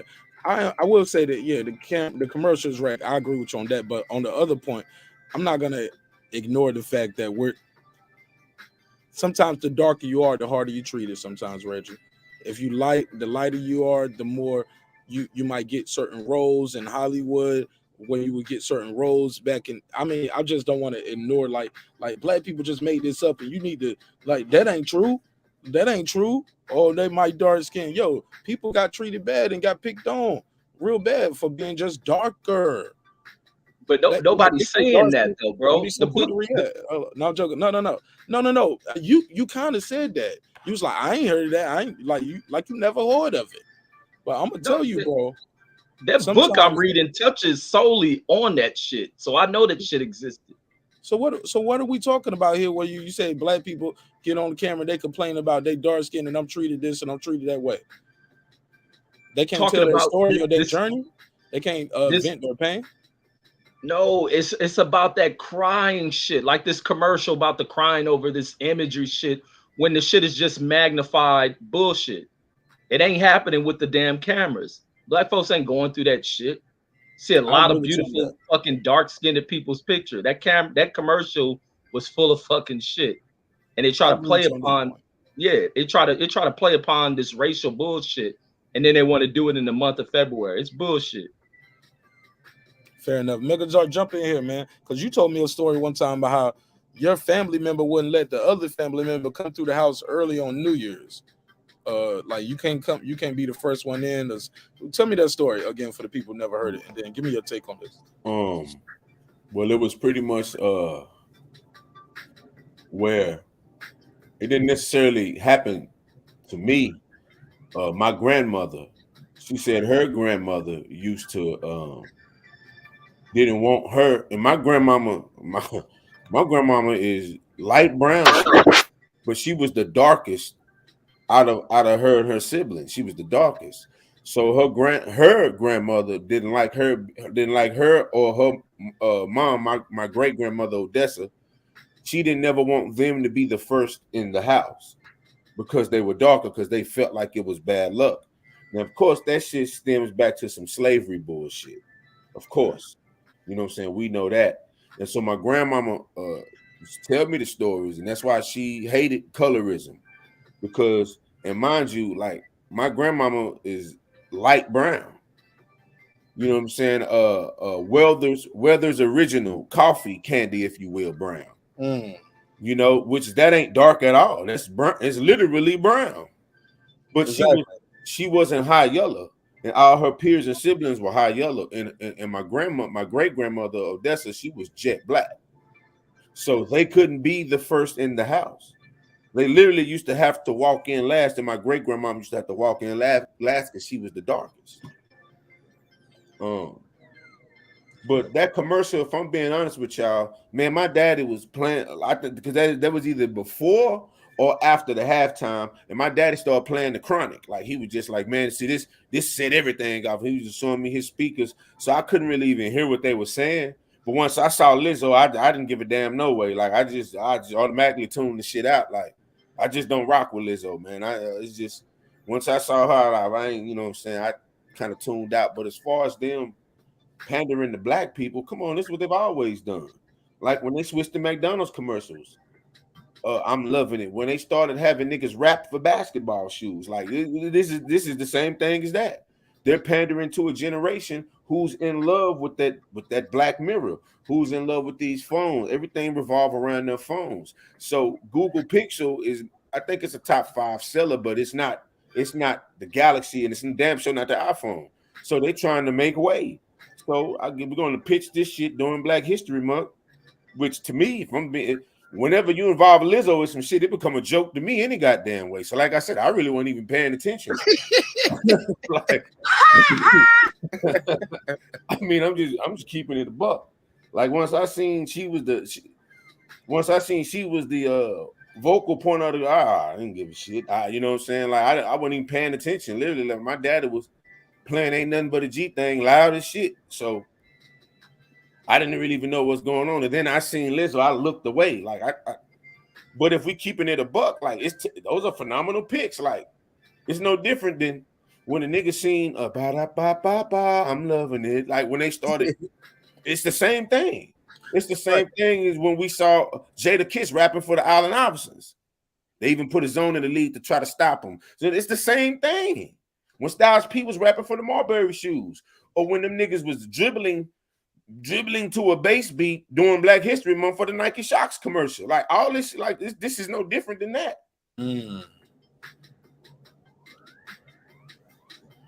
Yeah, for those who didn't know, we was giving our take on this. Shout out to my guy Deuce Times within the chat. He said, man, so y'all, we just gonna ignore that racist ass Google pick. I look at it more as somebody trying to capitalize, like y'all said, off colorism. But look, if you're a dark-skinned person and you go out and buy this phone over that new Galaxy 22 Ultra or that iPhone Pro 13 Max, you the fool, respectfully. Or that's in your budget, respectfully. A goddamn fool. Yeah, but you thinking like that's gonna take a better picture. I'm dark skinned, so I need this over the iPhone Pro Max or the 22 Ultra. Oh man. You know Yeah, they're it gonna ain't put gonna it in take the better words. picture. These pictures ain't even fair. This is a terrible comparison. This picture is shot, bro. This picture is shot. Look at it, and they shot it straight up like this, cropped and right. You see how they did it? They shot it vertically cropped. This right here don't even look like it was. It's like it was shot with one of those throwaway cameras from the dollar store that you wind up and you hold the button, then the flash go off. Come on, until now, and now. Look at this good lighting outside. Look at this. She ain't even a dark skinned person. Wait, Marq. Can you go back to the dudes in the first one, because the arm around the two black dudes in their cap and gown, his arm where it looks like the lighter dude with the tie open got his arm wrapped around a girl and it's on the other dude's shoulder. That don't even look right. Or is it the dude in the other cap and gown wrapped around his arm? It's like they meshed two different photos together and shit. No, that's the dude that's standing next to the black dude, like the way That's we're his looking arm, at it. right? Yeah, the dude on the right, that's his arm. And the dude down all the way to the right got on the blue shirt too, Reggie. Yeah, so where's the other dude arm? Because his arm like it's around the girl. Yeah, I guess it's around the girl. His arm is like under his arm, reaching over probably. Yeah, his head on somebody's ass. Yeah, he's probably reaching all the way over behind the black guy with the glasses. His arm is probably over there under there.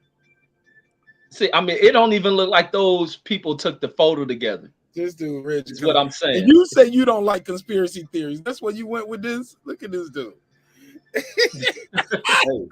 That's just, bro. That's just a trash ass picture that they got a wall. This don't even look like this shot with a camera phone. Yeah, it was a flip camera phone. Yeah, the first camera phone, like literally iPhone 1, nigga. Fucking Razor. That was a LG, like them first flip LGs. Sprint PC, that was a Sprint PCS right there. That's Google basically said, "Niggas, bro, this was a Nokia." Yeah, that was a Nokia. Google saying, "Look, niggas, look what they doing to y'all in these photos. Buy our phone. You ain't never got to worry about that shit." Bro, this is the first picture you could take with the updated Nextel chart. Yeah, this was. Yeah, that's like man, this ain't even no phone picture, yo. They on some bullshit. But guess what? You could fool these new. You could fool the 20-year-old because the 20-year-old ain't never really seen. Like they didn't go. You know, they could be like they're highlighting our beauty and whoopty whoop blah blah blah, and they doing it during the Super Bowl. Like man, yeah, like and nigga, you need to like. You niggas are so enthralled in this digital realm that getting the Google 6, I'm gonna stand with Google because they stand with black people. Man, Google's ran by Bill Gates. He don't give a damn about you. What about my white folks, my white brothers and sisters and the Asians? Should they feel left out of this new phone? Like, hey, what you guys gonna do for us? Hell no, because the Asians the one over there making it. they ain't feeling left out. Shit, they put it. They coming out with the always come out good. They coming out with the technology. Shit, they didn't when they made that. They didn't be like we're gonna make this shit pop for black people. They just made the best camera they can make. And Google, being that it's Black History Month, being that we're watching the Super Bowl, being that 70% of the NFL players are black, this is the perfect slot. And then this is one of the blackest halftime shows of all time. Hip hop. This was the perfect slot to them. Yeah, they don't even show you how they did that, how they do the effects, and this ain't even a dark-skinned person right here. She dark for a Mexican. But am I tripping though? You promoted it like this is a well-taken picture too, and it's a close-up. It look, they got the background. This is a light-skinned person as well. Another fair-skinned person. I think it wasn't being genuine with this ad. And some could call it pandering to a community, like you guys said, but somebody was like, yeah, I thought she was Mexican, bro. Or thought she was Mexican too. Yeah, man, I missed this. I missed this in real time, but I'm glad you guys brought it to the neighborhood. Yeah, but go ahead. I'll pass the mic. Hey, that halftime show, man. It was dope, man. I thought they were going to perform some different songs, though. What you wanted to do? Bitches ain't shit but hoes and tricks. Hell yeah. Hell G's yeah. up, G's up, hoes down. You know what I mean? Something like that. You're gonna have to go to the tour to see that one, bro. Hell no. Eminem would lose his. I thought he's gonna do something different. Eminem. Hey, I was feeling Snoop's fit though. He was out there with the Crip Ram. That shit was hard in the motherfucker. When that shit tacky. Hey, on the real. Bro, that shit was hard as hell. What was hard about it? How he got the little blue and the blue rag with the little yellow little accents on it. Oh, he's still Snoop. That's what you mean. Snoop still repping. Yep. Got the bandana on. That's what I'm talking about. One nigga who ain't never sold out. Absolutely. I was feeling the performances though. I thought Kendrick Lamar would have did King Kunta or Be Humble or something. I wasn't feeling We All Right. But it was good to see him though. It was good to see Kendrick. Yeah, hey, that's what I was happy about too. Hey, and he's still on this shit, man. That motherfucker, lyrically, he dope. Vocally, he dope. Performance-wise, his performance was off the hook. Spectacular. Can't just say dope. We need some more letters in there. Yeah. Phenomenal. I'm extraordinary. Also, I'm gonna shout out Anderson .Paak, who was killing them damn drums. Man, right on, Magazar. Yeah, Anderson .Paak. I went and saw him live, bro. He was singing while on the drums. Like, don't get me wrong, we know people have done this historically, Phil Collins and other people, but this was my first time seeing someone do it live. Man, Anderson .Paak killed that shit, bro. Let me go to it on Twitter too. Oh yeah, and Eminem shut down the whole shoe culture, my little culture or whatever, with them fire red customized threes, boy. Yeah, them hoes clean. That was the first thing I noticed on them. I was like, ooh, man. Look, they said that like a sore thumb because everything else is wearing is black and gray. And then you look down at his shoes and you see he got the E on them. I never thought I'd say this, but Eminem was the cleanest nigga out of them.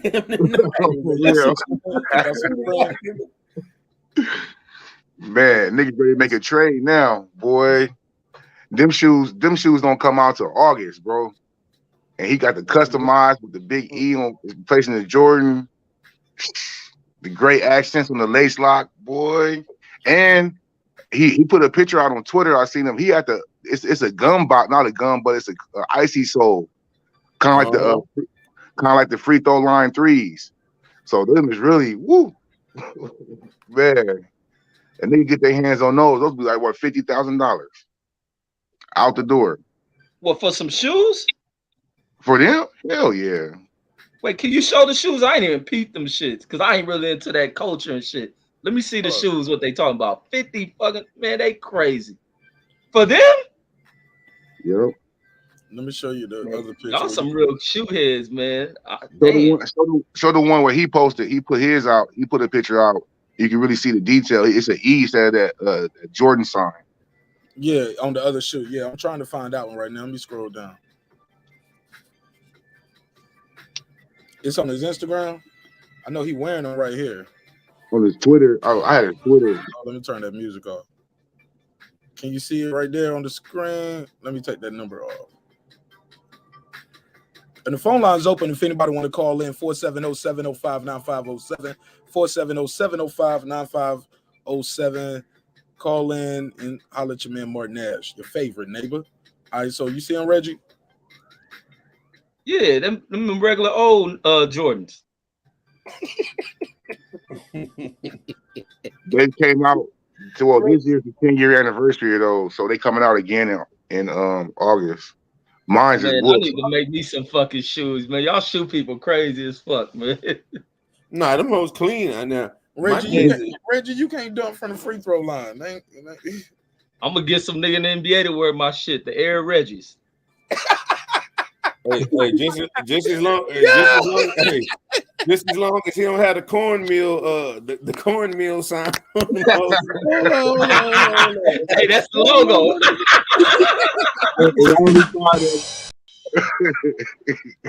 The Air Reggies, dude. The Air Wedgies with the W.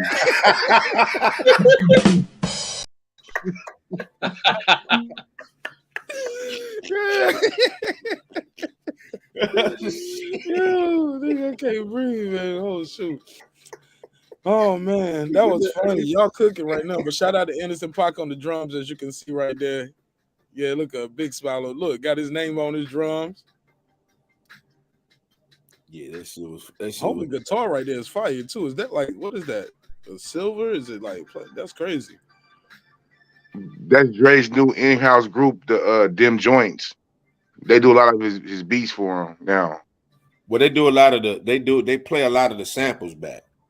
Like, you know, because Dre sample a lot. They the ones they like when Dre sample, he's always played the samples back live. I guess them his new. And then I think one of them was in Free Nationals with Anderson .Paak. Yeah, that was their group. That was their whole little group. Yeah, they was in Free Nationals, so. Oh, that's crazy. Man, y'all be on y'all music shit, man. I like that, man. All right, somebody posted this. Somebody said, you said one opportunity, Eminem. They posted this picture right here. You know what I'm saying? Man, that nigga late. That show you Eminem don't go outside no more. Niggas ain't kneeling no more. Nigga 3 years late. But no, this is his chance to perform. Like, you know what I'm saying? At the Super Bowl, he let them know, like, look, I'm gonna do it. I'm still riding with Kaepernick, but you know what I'm saying? Oh, yo, okay. Now what happened here? Eminem and what happened right here? With this, was somebody told me when this stuff blew off the side. Was this looked like it was an accident? That's the Compton Courthouse. Yeah. Okay, that's the Compton Courthouse. Yeah. Like on the other side, you got the a monument that's in Compton. Okay, so this did supposed to fall off like this. Was that supposed to happen? Yeah, it looked like it was supposed to because those cuts look perfect. Oh yeah, it looked like broke. Yeah, it's breaking off right now. Yeah, it looked like that was supposed to happen. Okay, cool. Look at Marq scheming up controversy. No, bro. No. Somebody man, you got to stop with that, bro. You got to stop. Somebody actually asked her on the show, the guy right side who was on the panel. I didn't see it. Come on, bro. Don't do me like that, man. My only conspiracies I got is this: the moon landings and JFK wasn't Lee Harvey didn't do that shit like how they said he did. He wasn't alone there. No, one thing I say about Eminem is, man, Eminem has always foremost gave homage to the culture and the greats of the culture, and that wasn't, to me, that was Eminem. Like, once he got his shot, he went ahead and just paid his due diligence. Like, I didn't see it as a corny move. Or, man, M is giving so much money to grassroots organization and never wanted his name in the lights or none of that shit. Like, you know what I'm saying? But when it was brought up, he stood on it. Like, I got to give Eminem his props now. He be doing too goddamn much rapping now. Like, every fucking song is the Rap Olympics. But if we just keeping it a buck, Eminem pretty much stand up as far as what he's shown over the years. He's pretty much stand up about what he do. The only white rapper to call out white America on their bullshit. No other white rappers take that stance and chance. You know what I'm saying? Eminem has always done that. Facts. And Eminem know where he came from. Eminem owed a great deal of his success and what he has in life to Black society. More than anything in white society. It's come from Black society. That's who cultivated Eminem. And he acknowledges the hell out of that. Man, he from 8 Mile. I don't know if any one of y'all been to Detroit, but 8 Mile, he's probably literally the only white person there. I don't know that. Yeah, 8 Mile is, man. I thought it was a trailer park with a bunch of white folks. This trailer park with a bunch of black folks. 8 Mile is a strip where it's predominantly, I want to say the high 90s percentage of black people. But ain't he from 7 Mile though? No, he's from 8 Mile. From what he claims 8 Mile, but I heard he's from 7 Mile. And he fuck around at 8 Mile. They all went to school together. Well, if that's the case, he was with the poorest of whites, which still it was more poor black people in his, because the like, I know the Strathmore is between both of those. And the Strathmore ain't nothing but black people. You know what I'm saying? From what I know, the little bit I know about Detroit politics, like Strathmore is 99% black. That's where your payroll Giovanni's and all them niggas from. Like, so now Eminem all always they're get, talking about is Eminem. No, go ahead. but yeah. No, go ahead. Now I was just saying to myself, all they talking about was Eminem. But I realized I was on hashtag Eminem, so I'm trying to see whatever else they got. I was like, it was on Eminem hashtag, of course, but it's just the knee though. That's all they really talking about. And they was like, they saying he demanded it. The NFL demanded that he didn't do it. He did it anyway, and I was like, nah, they knew he was gonna do it, bro. They already released a statement. He wouldn't do. I don't think Eminem would do that to Dr. Dre. You know what I'm saying? If they was to say, hey, don't do something, and Eminem did it anyway, right? No, I don't think he would do that. Man, these dudes don't make music though, so these dudes can do whatever they want to do, really. Yeah, but I just think like he wouldn't do that to Dr. Dre. I just think the way he still he never folded on Dre. No, he hasn't. Every damn song he make is almost like an ode to Dre. Tell him how much he love him. And every damn breakdown he do. It's But I Need Love, dedicated to Dr. Dre. It's like hey. that Jordan Lucas song for Will Smith, but it's Dre. You saved my life, dog. Hell yeah. Dre, can I get a hell yeah? Hell yeah. Hey man, you can have 100% of publishing on this one. I don't care, dog. Thank you for everything. Damn, who is this all the way in those big Kelsey Davis? Show them kicks, bro. You still look for Kendrick got off, bro. Kendrick got off. Oh, Kendrick definitely. And the Eve After Dark. This is what y'all was telling me about. Now, what was the significance of this? That's Dre's first club. That's Dre's first club he used to DJ in. Remember in the movie, in the NWA movie, we was DJing in the club and Lonzo was tripping on him? Yeah. That's that club.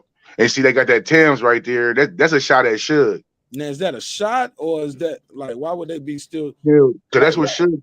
That's where it all ended. He's showing where beginning and ending. But Thames is a Compton staple though too, Mike.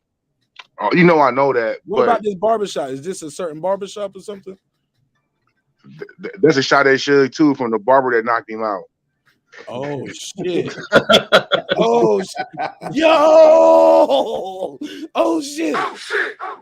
Mike, you got it. Okay, I lied. Okay, it's 3 conspiracies I believe in now: moon landings, JFK, and this was a shot at Suge Knight. Okay, Mike, you sold me. Man, Dre hate that nigga Suge, bro. Dre hate that nigga. As he should. Dre got every right to hate that nigga. Man, I'm gonna be real with you. Suge can't even see that shit though. Like, ain't that nigga blind or something? Like, ain't Suge blind? No, Suge back in better health now. Suge want to fight motherfuckers. Yeah, he in better health. He been in PC, so that nigga got tightened up over there. Those are subliminal messages now, I believe. I'm telling you, they are, bro. Especially Maybe the Tam. he met Suge the first time at a barbershop. Maybe that's something we don't even know. Like, nigga, remember that time at the barbershop? Okay, remember when you at the club where I came from here? And then with this, oh, who knows? Oh man, I need a conspiracy drop. In the meantime, let's put a case on it. The Tams is where it all ended at. So. That's crazy. Go ahead, Megazord. It was great. I mean, like I said, man, this was all. There wasn't a song that was performed that we didn't know from front to back. You know what I'm saying? We knew every song from front to back. We remember where we were when we first heard it. We remember how it made us feel. And then the people in LA, the backdrop, of course, I didn't know nothing about, but everybody in LA knew and saw that, so it was significant all the way around, bro. You know, this was definitely I would argue it's definitely top 5, but you could argue top 3 Super Bowl performances of all time.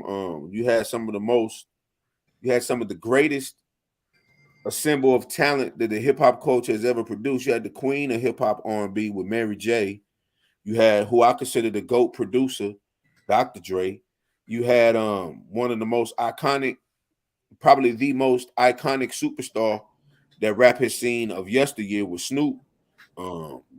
You had the ultimate middle finger to white supremacy in Eminem, in terms of him being adopted by this culture, living for this culture, and never ever seeming as though he cares about the fact that white folks rate him where they rate him. He's always talked about that's going to play into his hands and his whack because he felt it's people better than him. Then you had King Kendrick, who I believe is when he's said and done, he'll be a top 5 all time. So I can't argue with this. This was great. I think you left out 50 Cent. No, I was finna go to 50.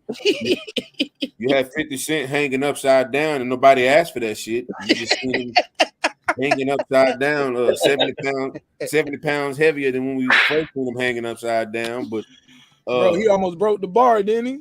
Yeah, it was a don't great, fit the same, baby. Man, I was wondering how that nigga was gonna get down, to be honest. Man, that shit was fire. Man, y'all niggas hating on Fifth. No, I was finna say it still was a great moment because that song in the club, like all of these was Dr. Dre produced songs, bro. And them hoes was family affair. That's why Mary did No More Drama. Yeah, that No. Let's get it crunk up on it. Yeah. I know why she did that, but why she did No More Time. She's still going through it. She put a lot of pain in that. She probably done got with some other nigga that done broke her heart. Slow down. But let me ask Megazord the history first. Did Dr. Dre produce Mary J's No More Pain? I'm not sure. Okay. I'm not sure. I know for sure she did. I know for sure she did Family Affair. I know for real. Hold on, Reggie, let's get some conspiracy shit going there. Hold on, let's have some fun. Yeah, Mary done got with some other nigga like Ken do, who done broke her damn heart, and she got up there and let herself vent through that damn song. She let a lot of passion out through that song. And once again, Mary throughout her career has always, she like the Phyllis Hyman of modern day. She's always let a relationship plague her mentally. She had to let that shit out. She had to let that shit out through that song. I mean, she was screaming. I said, man, what the fuck going on with Mary? I thought she was having an emotional breakdown and shit. She said, ah! Yeah. She wanted to say, nigga, motherfucker. Okay. Yeah. Nick Rich said she fainted at the end like she killed it. I missed that part when she dropped. Hey, and they all was going live too. It wasn't no limb syncing with nobody. Everybody was spitting from the real bars. You know what I mean? It wasn't no over the track playing behind. These dudes are out here spitting. You gotta respect that too. Yeah, she killed that shit, man. Jimmy Jam and Terry Lewis produced that song. Yeah, I just pulled it up right now. You already know what I was doing, right? Yeah, Jimmy Jam and Terry Lewis produced that joint. Of course, Pharrell produced We Gonna Be All Right. And I didn't know that. Yeah, Pharrell produced that. Yeah, Kendrick has yet to release the song Dre produced. Even on his album, that Good Kid. Dre. Mad City. Good Kid, Mad City. No, he didn't do that. Soundwave did that. Let me type this in. Don't tell me that. No, Swimming Pool. I think he did Swimming Pool for the Liquor. It's one of them songs Dre on there. No, he owned it, but he didn't produce it. No, he didn't produce it. He's on that song, Women, Weed, and Weather. But he didn't produce look. But salute to Jay-Z for producing this halftime show. Right, absolutely. Right. Go. I've yet to see that. You ain't Googled that up yet, though. But Deuce, Dr. Dre did. Slow down. Hold on. He said something. What you? I need to reply to that. You said I didn't do what yet, though. You didn't Google that fact. Yeah, Roc Nation. You can Google that. No, you need to Google that. Roc Nation they're called the curators of the halftime show. They put together the J-Lo and Shakira. They put together this. Absolutely. That was 10 years ago, bro. No, that wasn't 10 years ago. I believe that was last year. J-Lo and Shakira. That was 2 years because the Weeknd had the Super Bowl last year. And where was it at last year too? Tampa Bay. I thought they had J-Lo and when they was in Florida. Okay, where was the Weeknd at? Because the Weeknd was a part of Super Bowl too. Okay, well, I can find that. Hey, Mike, you need a little bit of that Kendrick song in your spirit. It's gonna be all right. Give Jay-Z his props for producing one of the best Super Bowl performances that you've seen, that you enjoyed. Just go ahead and give Jay-Z his props, man. One time, it ain't that hard. I'll give Jay-Z props on Blueprint. That's where it stops. I got it right. I got it right here. The producer is Jesse Collins, NFL Network, Jay-Z, Roc Nation. That was 2021. That was The Weeknd. 2020 was Rick Kirshner, NFL Network, Jay-Z, Roc Nation. That was Shakira and J-Lo. And this one is NFL Network, Jay-Z, Roc Nation. I just need to find the other one, the other producer. But yeah, And you need to find Deuce Time to give props to Jay-Z on that one too. They got to add him to the credits. Yeah. Also, I just wanted to tell Deuce that Dr. Dre did produce a song for Kendrick Lamar. It's called "What a Dollar Cost." What's that on? That's on the Pimp a Butterfly. That's on the Pimp a Butterfly. Where he talking to the homeless man and shit. That shit dope. But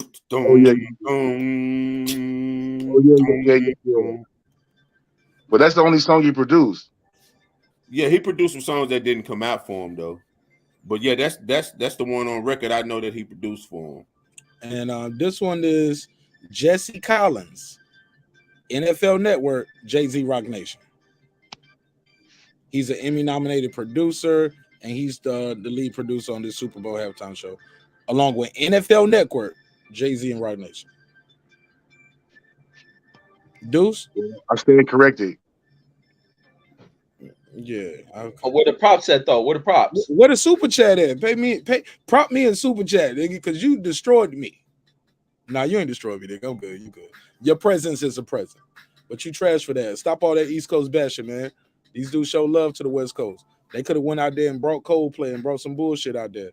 He put this together. Said, yo, this is what Hov do, because he knows it's important to the culture, to football culture, to entertainment, to be able to perform at the halftime show. It's a once in a year, and it's only one person. Look, man, they put this together, and I don't know if he had a hand in everybody, or is it him telling Dr. Dre said, I'll do it.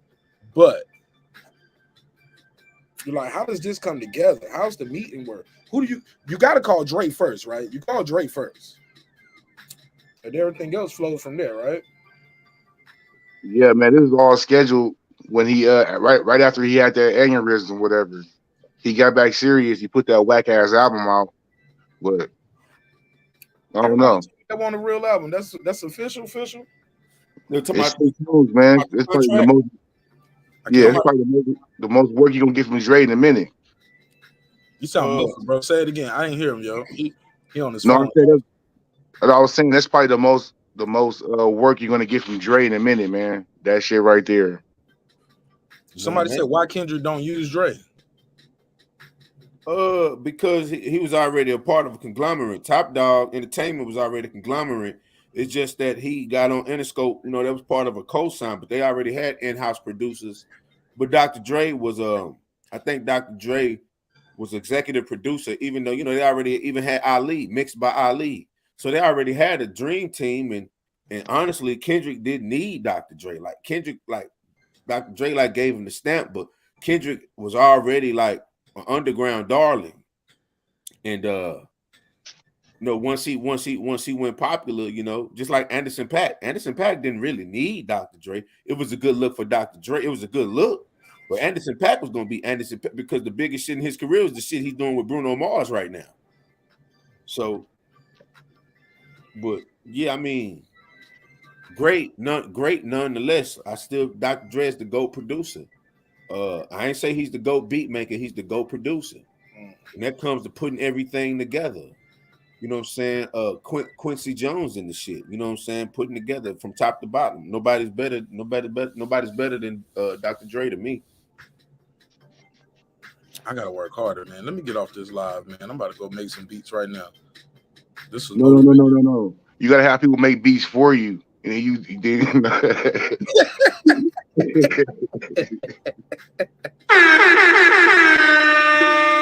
bruh. You ain't shit for that one. And then you just fine tune them, add a little piano loop, and then there we go. And now make sure you record them, because Dre recording them, making sure they sound pristine. It's a whole process, bro, that a lot of niggas who make beats can't do. Marq Absolutely. seen it. Marq seen it. Just because you make the beat, that don't mean shit. It's still certain shit that a dude like Dre, who at one point in his career made all his beats.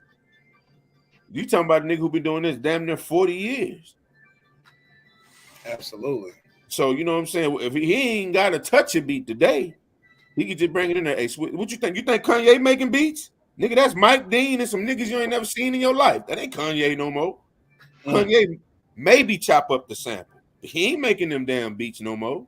We don't know exactly every single thing this goes on. We don't know how much he started, how much he don't do. I heard people he come in there and switch everything out. Man, No ID said he wasn't doing like, and this is public. We're talking about now today though, and like I just want to be fair so nobody gets sued neither. Oh, I like what you're saying. No ID said. There you go.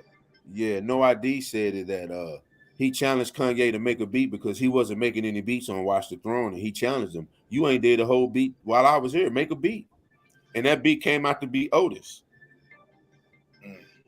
which is a loop. Which ain't nothing but a loop. Yeah, that's it. Respectfully. And Kanye said, well, if I'm gonna make it, it gotta be the single. They had Les Luger on them beats too, though, on Ham and shit. Yeah, P-Rock, No ID was on there. Pharrell was on there. Shit was star-studded. It was an all-star lineup of producers. I heard it was like 100 people out there working on that album. Oh, it definitely was. I know S1 personally. Oh, it definitely was over 50 to 60 people there. For damn sure. For damn sure. Oh shit! What up, Queen P? HLD up in here. Talk of SD. What up, though, homie? San Diego. I'm gonna say talk of San Diego. I can't say talk of SD. It's a pause moment. Respectful. I'm fucking with you, but I appreciate your time and energy. Go ahead. Shout out to Joey Chaz. Damn, Joey, what up, though? Damn, I missed a lot of these chats. DJ up in here. He said they did for LA what they should have done for Atlanta 3 years ago. DJ, we ain't gonna do that. Did y'all see this in the chat? No. They didn't have Jay-Z there. That's why. Yup. Oh, he talking about with the music. Oh, okay. You know what? He talking about with the music. I'm thinking he was talking about with the referees and shit like that. You know what I'm saying? Because you know DJ love football too. So that's a mistake. I misread that. I apologize. He talking about we had Maroon 5 here 3 years ago, right? That was 2019. Yeah, remember they asked Jermaine Dupri to do it, but they boycotted. Oh yeah. And then that's when Jay-Z got the deal done. So Jermaine Dupri was like, I was thinking like, what the fuck? Like, because remember it was Jermaine that was a big deal. They turned it down and all of that shit, and then Jay-Z signed the deal. Yeah, it's like at first it was Jermaine Dupri, then he said no. Then they chose Cardi B. Then she said no because she was standing in solidarity. Then Jay-Z I do remember they had a big ass Outkast concert downtown, bro, in Centennial Square. Like they did their own kind of concert, like the city, like, and they brought everybody out. That shit was wild. You could stand on the side of the fence and watch it. Like you didn't even have to have a ticket. That shit was crazy. But go ahead. Sorry to cut you off. No, you good, brother. I was pretty much done. But yeah, and then that's when he got the deal done. So, yo, y'all said Snoop one of the only niggas that ain't never sold out. Do y'all think anybody else on this stage ever sold out? Go ahead, Deuce. I know you and Reggie gonna always be. Matter of fact, you, Reggie, and Megas. Dre sold out definitely, but hey, explain that. Dre sold out. Dre left a lot of people behind that he should have took care of. Elaborate and define take care of, and how we know he didn't take care of. A lot of producers and rappers that was writing for people and making beats and all this stuff that was going on when Interscope was hot, like late 2000s and all that stuff. A lot of dudes are left behind. If I pay you and you spend your money, I got to keep taking care of you, though. Like Bishop Lamont, like Knots and Focus. What you mean Focus? I just seen Focus 2 years ago, and he was doing the victory lap for the Compton shit still. Like, Focus good. Matter of fact, Focus left to do his own shit with Dr. Dre's blessing. Like he ain't leave them niggas out. Trust me, like I just seen Focus 2 years ago, bro. Focus always in Dallas, just like the DOC always in Dallas, who Dr. Dre been pretty much carrying since he lost his voice. Like And they still got good relationships with Dre, is what Yeah, you're saying. yeah. Yeah, Dre ain't sold out shit, bro. Dre ain't sold nobody, according to the real definition of sellout, he ain't sold nobody out. Dre always been the industry nigga. Everybody on that stage was boosted by Dr. Dre. People forget Mary J was in a slump when she went to Dr. Dre. He resurrected her career. Dun, dun, dun, dun, dun, dun, dun, dun, dun. Them piano strongs, boy. Scott Storch, bro. And I'm gonna be real with you. No, Like Dr. Dre. No, I Scott saw Storch. Dr. Dre on the piano today. Oh yeah, he did today. He did 4 bars. He did 4 bars. It took him 20 years to learn how to do that shit, but we know who played it in real time. The great Scott Storch. Okay, Stop Storch is great. Oh my bad, that's my phone. Another guy he left behind. Who, Scott Storch? Man, Scott Storch got on drugs, bro. He had to leave. I was joking, man. I was joking. For say Scott Storch was the #1 producer in rap for like 2004 to 2006. He had a hell of a 2-year run. Oh, with everybody. Oh, I'm knowing. Over everybody. Dr. Dre was the equivalent of a Mayweather plug to a boxer. Like that motherfucker created shit. Then you got to think of everything that was done against to destroy Dr. Dre. That Death Row shit should have left a very bad taste in Dr. Dre's mouth. Like the shit that went down there was some shit that many people didn't return to music from what went on during that phase. Like Dr. Dre. Absolutely. So Dr. Dre has been solid, and Dr. Dre has done enough even post that to create circumstances to make himself close to being a billionaire. He's done everything right. And it's for everyone else to kind of follow the path of figuring out if he's making this kind of money, let me figure out what this guy is doing. And that's just being patient, sticking to your guns, and advancing with what you know. Dr. Dre's been great at what he's done. He's just constantly elevated. He's been positive, a great person to work with, and not to burn off relationships within the industry. Everybody wants to be around Dre. So it defines who this guy is and where he's come from. He came through that was fucked up what they did to him over in Death Row. And he rose from that. Like I'm glad you pointed that out, Reggie, because to me, Dr. Dre is seminal with the actual sound of hip hop because the Chronic changed the actual landscape of sonics. Like the sonics of rap was never the same after the Chronic. Like engineering was pushed to the forefront. Mix and mastering was really pushed to the forefront. Instrumentation and all that shit was pushed to the forefront because of the original Chronic. And from Dr. Dre to go from building a monumental label with Suge to leaving Suge and building Aftermath, which some could say has better acts than Death Row and has produced greater results outside of, the late great Tupac. But Tupac only had 2 albums on Death Row. And that was the double disc and that was Machiavelli. But which to me are the greatest albums in Death Row history, both 1 and 2. Of course, I can't forget Doggy Style in 2001 in the Chronic, but Dr. Dre went on to carve out a whole new legacy and further the landscape sonically in music, bro. So I can't do nothing but take my hat off to Dr. Dre, bro. Well, I know a little bit more stuff besides behind the scenes. And I know that Dre is very influential, but I also know who Dre tied to, which is also very influential. Yeah, Jimmy Iovine and that whole conglomerate. And trust me, Deuce, I know I'm just giving the brother his flowers for what he done musically. Outside of music, I don't know what the hell Dr. Dre do. I really don't care. Like outside of the music, but come on, anybody tied to Jimmy Iovine? Come on, I know that there's some shit off in the corner in the back in the room that niggas don't want to see. I know. I know who these niggas is. You know what I'm saying? Like I've done thorough research on who Jimmy Iovine is, in that music mafia. I know who he is in that. I know exactly who he is in that. And that's very important when you're discussing Dr. Dre. Yeah, it But is. he's dope, man. You know what I mean? But He up there with Primo.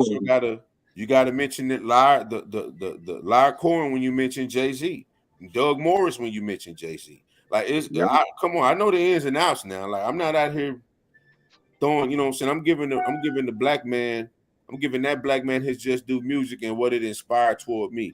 Now the shit that's going on behind closed doors, I'm really not privy to what's all going on, but I know I've done enough research to know who these people are. You know, but the thing about Jay-Z is Jay-Z actually says shit about it. And Jay-Z has positioned and maneuvered himself to do something about it. I'm not saying that Dr. Dre hasn't, but Jay-Z has positioned himself and maneuvered himself to where he can have an actual say so in the culture, which I gotta take my hat off to that. Deuce is pulling out his cornrows and some shit right now. Deuce, can you gonna take your hat off and salute Jay-Z too or no? Nope.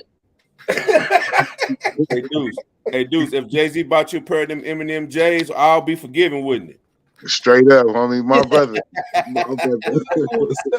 Deuce sells his love to the highest bidder. I sold my soul to Jay-Z for some J's. I sold my soul to Jay-Z for some Eminem Jordans.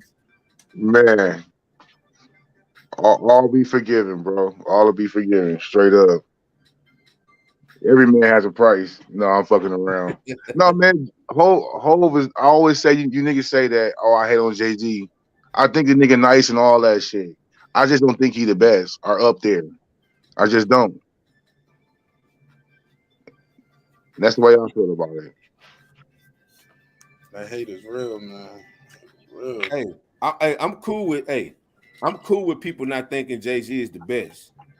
But it's just the people they be having in place as the best. So like, okay, well, if Jay-Z ain't the best, who the best? Nigga, Mac Dre the best. It's like, say, bro, I can't talk rap with you once you go there. You know, it's like, we gotta stop talking. Yo, rest in peace, man. Yo, you wildin', bro. Be respectful, bro. No.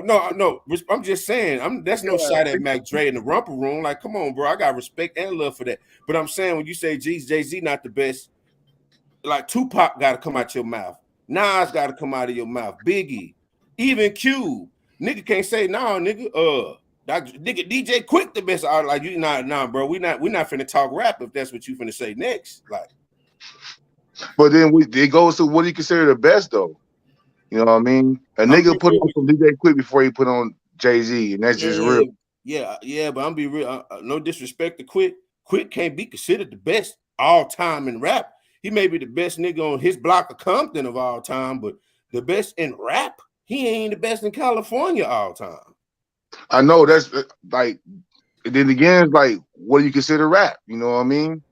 You talking about bars? You talking about making songs? I'm talking about it all. I'm talking about the whole gamut. Like you never gonna DJ Quik is not gonna be in the top 10 or nothing we name. Like he's not gonna be the best in bars, the best in making. But like DJ Quik is great, but come on, bro. Like we being real. DJ Quik can't fuck with Kendrick Lamar. Like. What about producers? Would you have him on a producer list? Like West Coast producers, I damn sure. No. Producers of hip hop or music. Producers, you have to.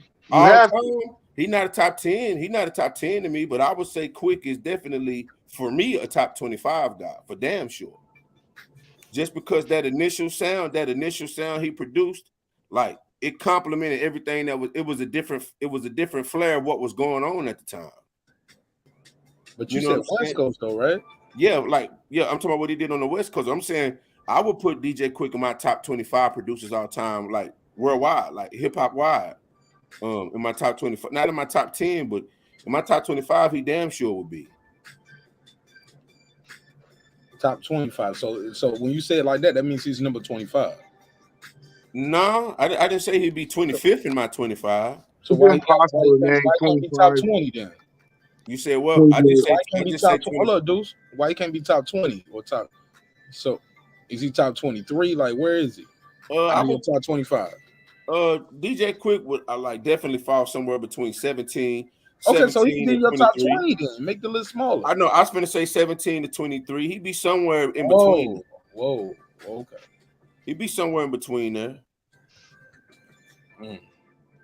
Fair enough. Go ahead, dude. I'm sorry, I mean to cut you off. No, I was just saying, bro. No. I was just saying that there ain't 20 better producers of all time in hip hop producers, rap producers, whatever, than DJ Quik. I'm sorry. I can name 4 out of California right now. Mm. I can name 4 right now, just out of California Man, in his era. I might can name almost 10, bro. Go. And you name one. You name a producer. I'll name one. Go ahead, Megazord. I'm not gonna I'll even start name off. DJ Premier for me. I'm just gonna stay in California. I ain't gotta leave out of California. Just I'm gonna name 4 in Blaze, California. Kanye. Just Blaze. Hell yeah, nigga. Just What Blaze, you better. mean, Just Blaze? Blaze. Just Blaze Just get on them Blaze. damn drums and really do them drums. DJ Quik not better than Just Blaze from California? Nah. No, I was just saying in general. DJ Quik not better than Alchemist, who's from California. Yes, he is. Alchemist from California? Yeah, Alchemist from California. Hey, that white dude hard, but I got to put. Quik is better than Alchemist. Nah, I got to give Quik his shit. Let me write this list down. Go ahead, Megazord. I got my notebook over here. Quik ain't better than Alchemist. Quik, from being honest, is not a better producer than Battle Cat. I'm taking Battle Cat over DJ Quik. They're tied neck and neck. They have a similar style. Quik better than Battle. Battle hard than a motherfucker too. I'm taking Battle Cat because Battle Cat got more memorable. Like all Quik most memorable shit is in the 90s, bro. You say what? Everybody wanted them Battle Cat. I'm a producer, bro. Everybody wanted that Battle Cat drum kit, bro. Nah, like Battle Cat was like he just did shit. Keep going through your list though. My bad. We ain't got to cut you off with every person. Okay, yeah. This is our California producers. Like I said, Battle Cat, Alchemist, Struggle. Nah, I'm just trying to make sure I'm assessing it properly when I name the next person. Like, of course, Dr. Dre. That go without saying. I'm gonna keep it a buck. Mailman. I'm taking Mailman over DJ Quik. Mailman from Pittsburgh, but Mailman's not better than DJ Quik, bro. Come on. Keep going. Skip Mailman. Keep going. I want to hear you. Now, if we could just talk about producers all time, I'm finna roll through them, bro. Just give me some names, bro. Come on, roll through them. Okay. You can't name 10 producers better than okay. And real quick though, I don't think you up on DJ Quik. Like let him get his bars off. Let him run through his top 10 names. And then one second. DJ Quik best shit. He produced most of his shit. His best shit is on other people's shit. I don't think you up on Quik. I'm gonna give you a chance to do that. I'm gonna pull up his production credits. I'm extremely let him run through 7 names. Run through them real quick though. Don't take all day on. You don't gotta overanalyze it. Kanye West. The RZA. Okay. Hit Boy. Shit, I'm taking Hit Boy over DJ Quik. Just Blaze. Taking Bink over DJ Quik.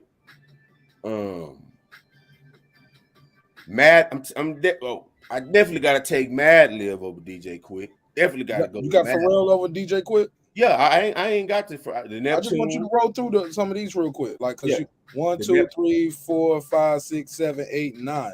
You had Mad Lib and Bink and Just Blaze, but you didn't do Pharrell, Timbo, Swiss. Do you got them? Yeah, I was gonna get to those. No. I only needed 10. That's what I'm telling you. Yeah, those are no brainers. Mad Lib. Now, I think you might have dropped the ball with Mad Lib, respectfully. Man, you better go look what Mad Lib done did. Shit. Okay, all right. But 1, 2, 3, 4, 5, 6, 7, 8, 9. Give me one more. Did you put Pharrell or Timbo? Or I'm gonna let you pick one. You need 10. Put Pharrell in there. Like that goes without saying. All right, Pharrell or the Neptunes as a whole. Either or. It don't matter. Either or. All right, go ahead, Deuce.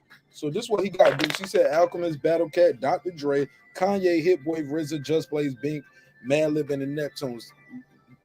DJ Quik can't fuck with none of them on them beats. Bro, you say you. Bro, you can just stick with Quik album beats. Man, that's what I was saying. Like you talking about like Safe and Sound and Quick as a Night. Like I don't think you up on Quick. Man, look Like here. Safe and rhythm sound, and anytime, balancing options. Hey, my brother, hey, Megazord, you gotta let him talk. Like I kept telling muting him when you was trying to talk. So please, I got you though. Go no, ahead, go ahead. that was, I was saying that I don't think He he gonna up on insult Quick. you, but I'm gonna let you reply. No, I don't think he up on Quick. I don't think he up on Sugar Free and the shit he done with AMG and Second and None. I don't think you up on Quick.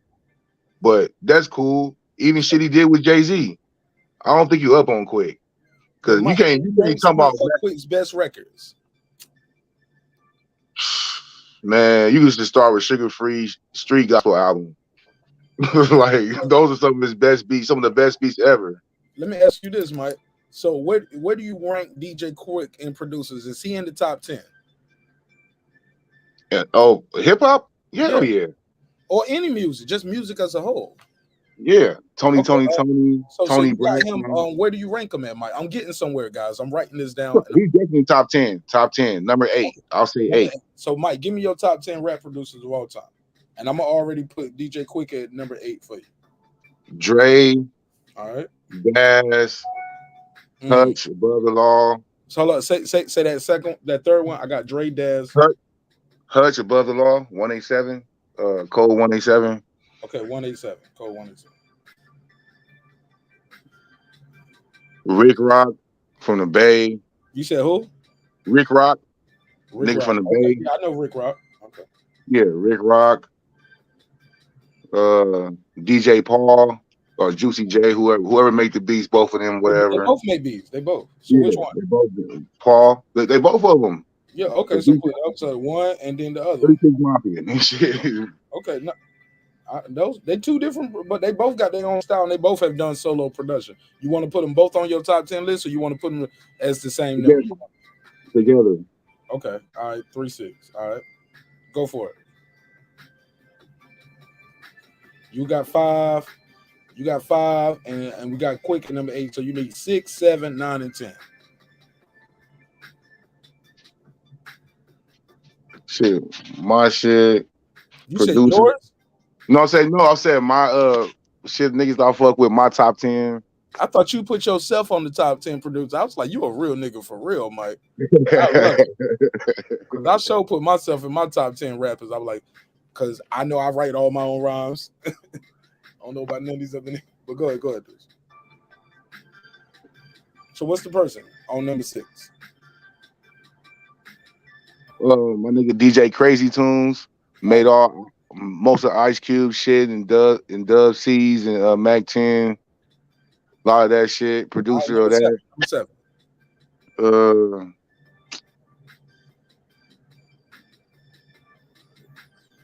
Kanye. Fuck with Kanye beats tough. Okay. Especially his soul shit. All right. You got DJ Quik at number 8. So who's number 9, 10?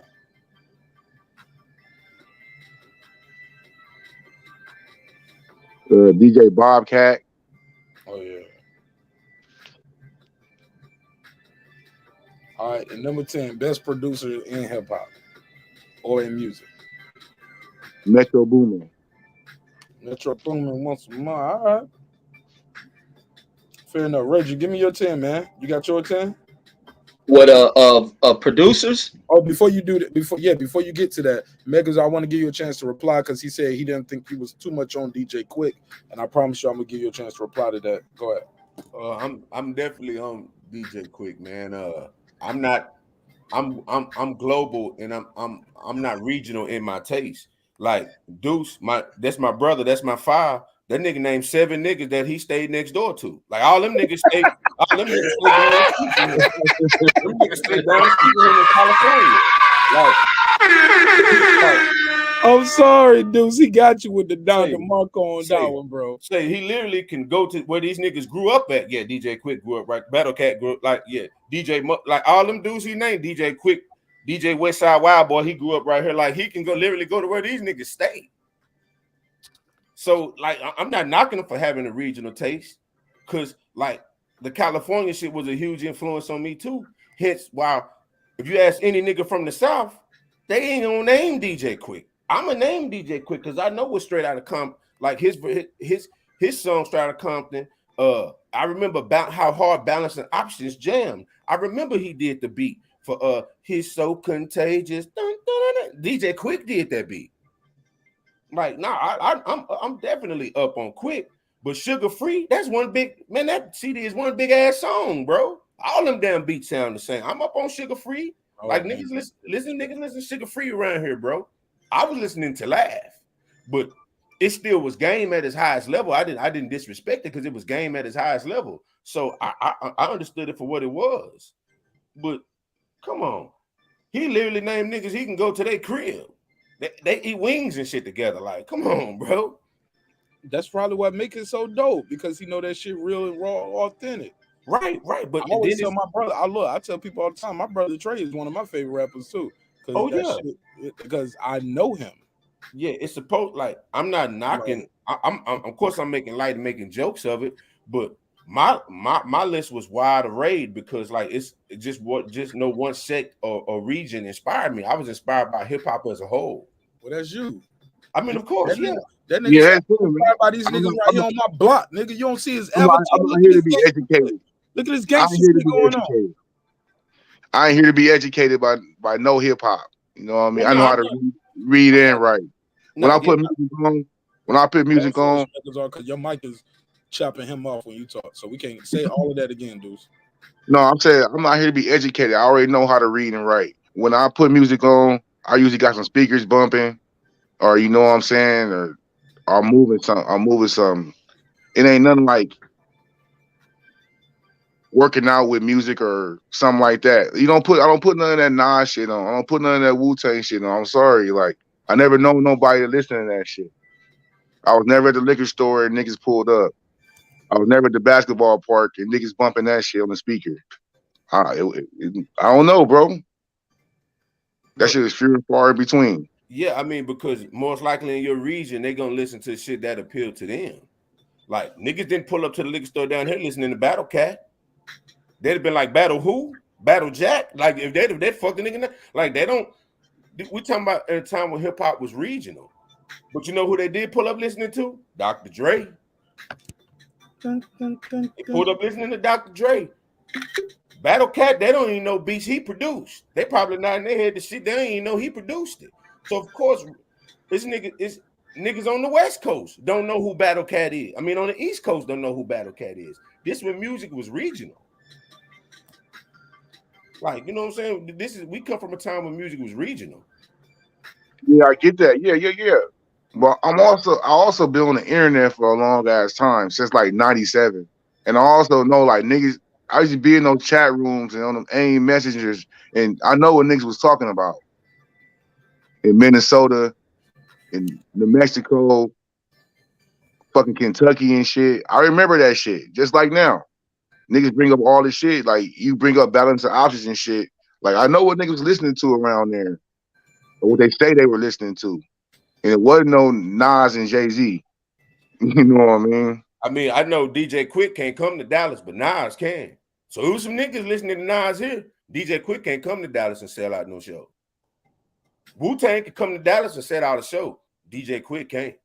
If Battle Cat can't say, hey, y'all niggas come through tonight, I'm playing all my beats, he'll be playing them hoes for himself. So yeah.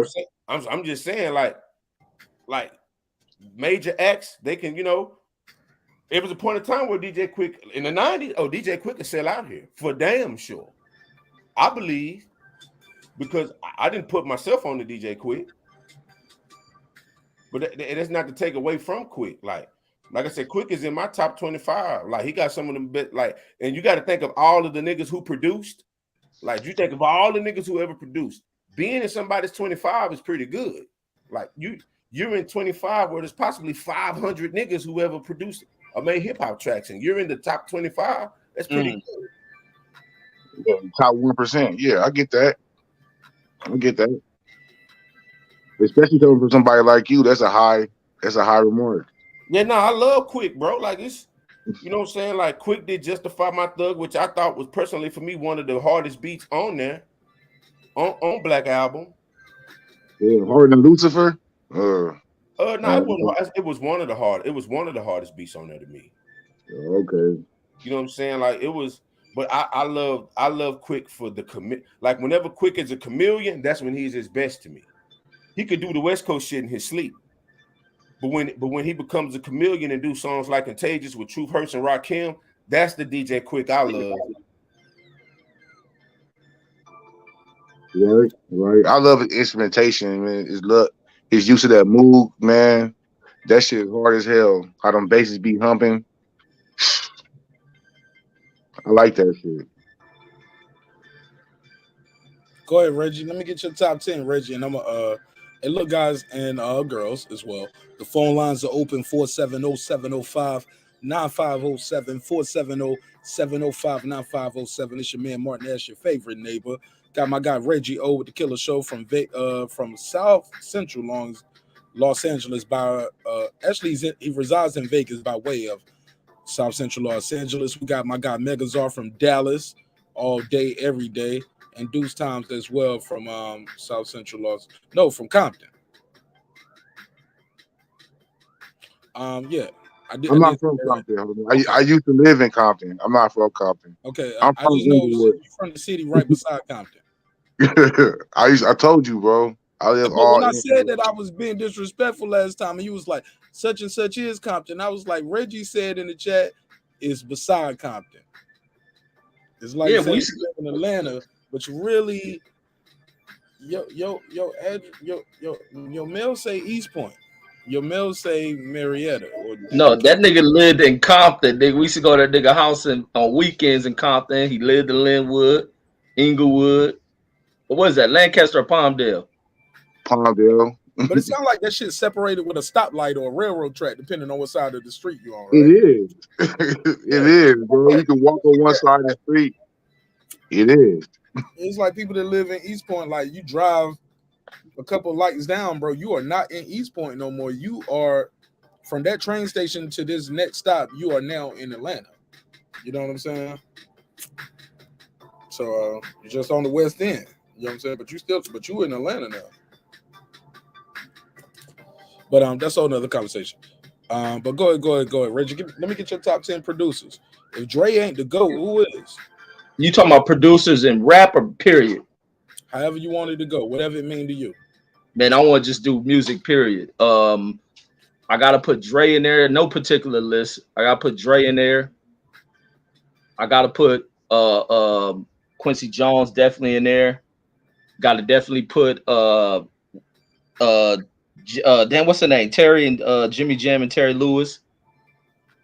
I gotta put Pharrell on. I ain't too big on Pharrell, but I gotta give Pharrell his credit as producer. Gotta definitely put him in there. Didn't he get sued up for stealing though? Respect. That don't mean nothing. Okay. And his music. We call those PEDs in the we call those PEDs in the music business. And he was part of a production group. Production group. He was part of the Neptunes, not Pharrell. It was the Neptunes. Most of their biggest shit is the Neptunes. But that's how most producers function. They function in teams like that. He just gave credit. But also they both he produces solo too. It's not always the Neptunes producing. Sometimes he does produce by himself. Yeah, so I got Chad produces as well by himself. But go ahead.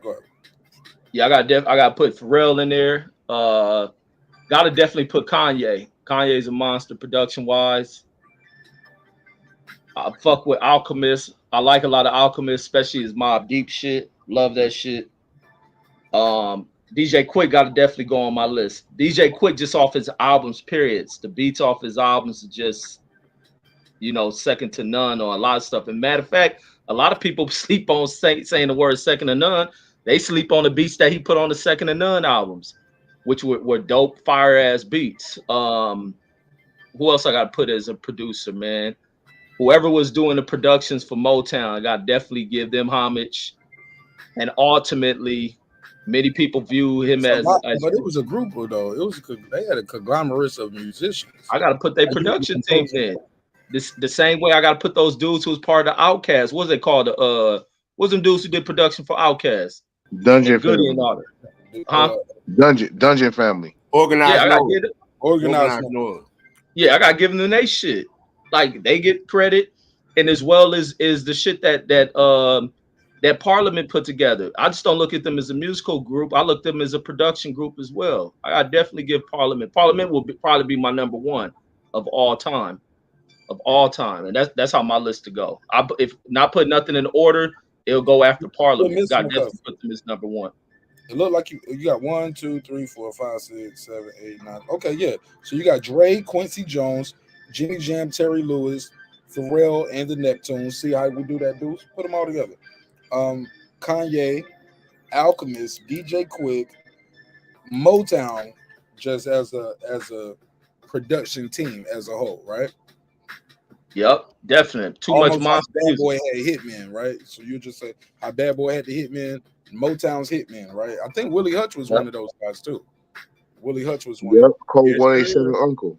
Yes, sir. What, sir? I said that's Code 187 Uncle. I didn't know that. My brother-in-law. No, I didn't know that. Yeah. Him and Cocaine. That's Cocaine Uncle. Cocaine Uncle was Jerry Long. He used to write for the Temptations too. And Willie Hutch is. I know Norman Whitfield was definitely one of the writers. Smokey was one.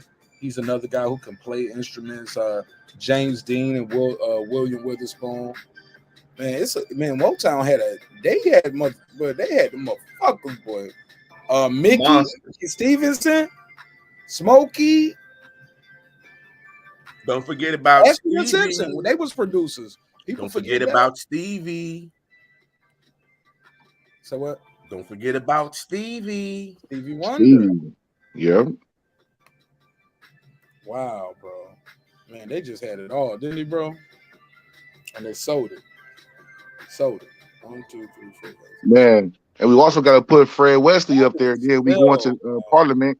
Why do black folks build shit just to sell it all the time, bro?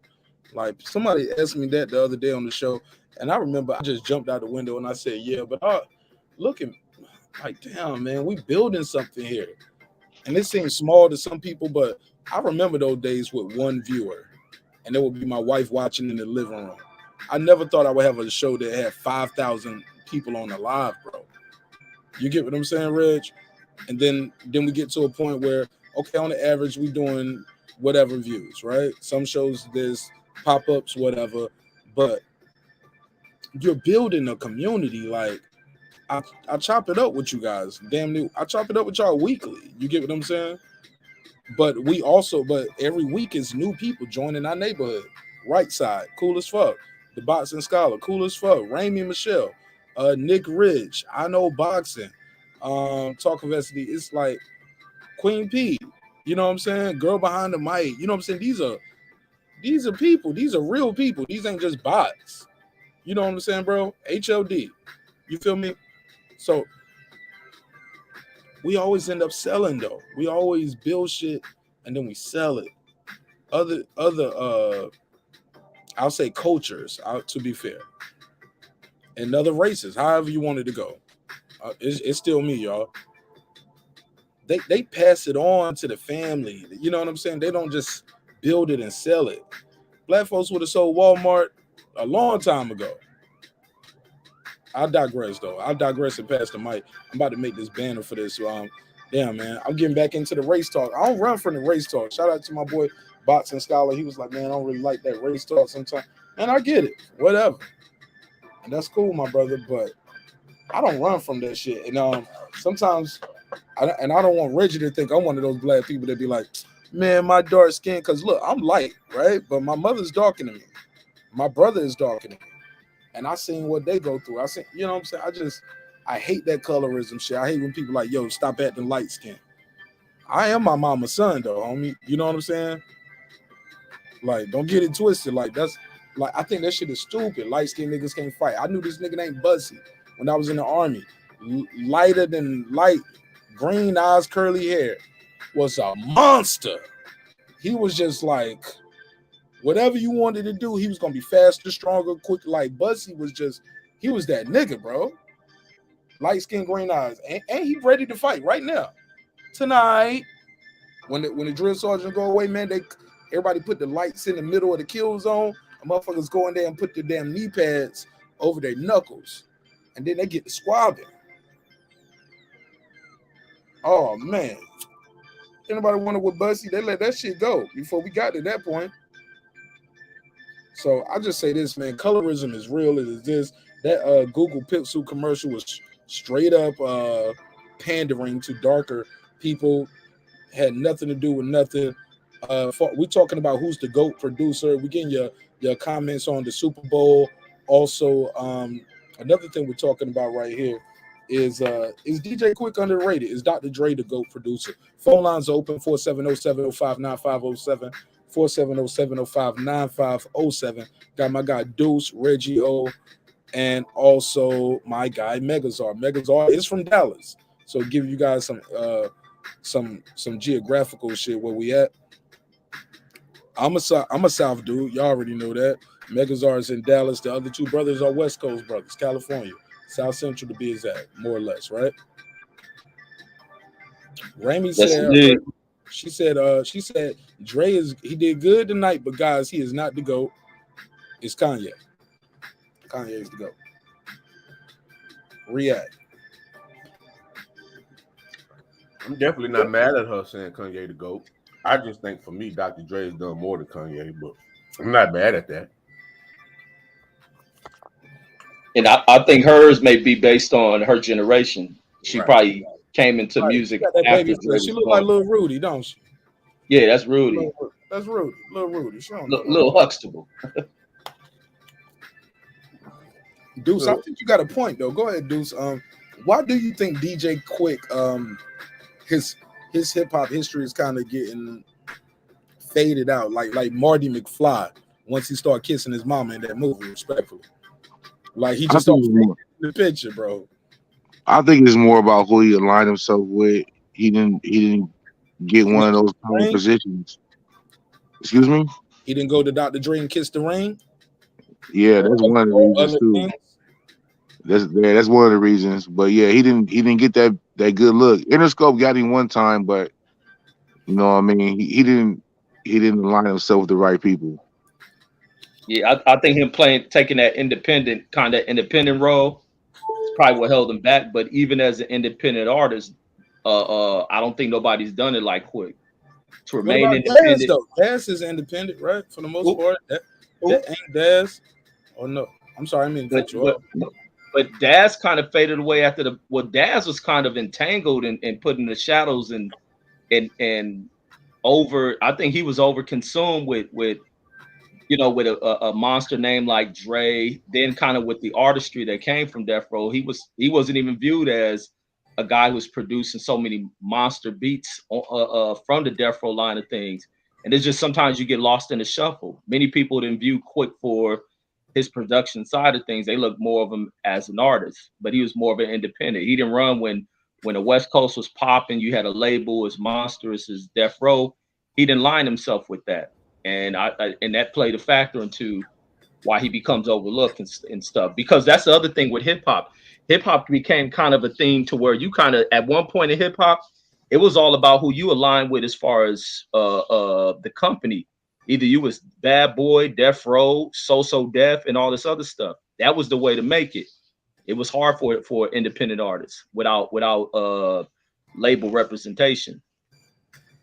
And another thing about Daz too, Daz is paid. When everybody left Death Row, Daz was the only one who stayed, so he got his paperwork right.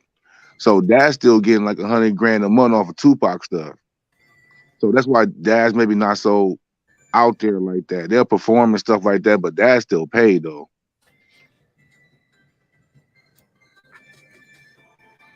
Go ahead, pass it around. Go ahead, yeah, I mean, DJ Quik to me is under. DJ Quik is sorely underrated. Just like songs that I like, and I knew like once I heard the song that this sounded like Quik, just because like the song that he produced for Deborah Cox called One Wish. Like, I knew that was Quik soon as I heard it, because Quik got a certain bounce to his shit.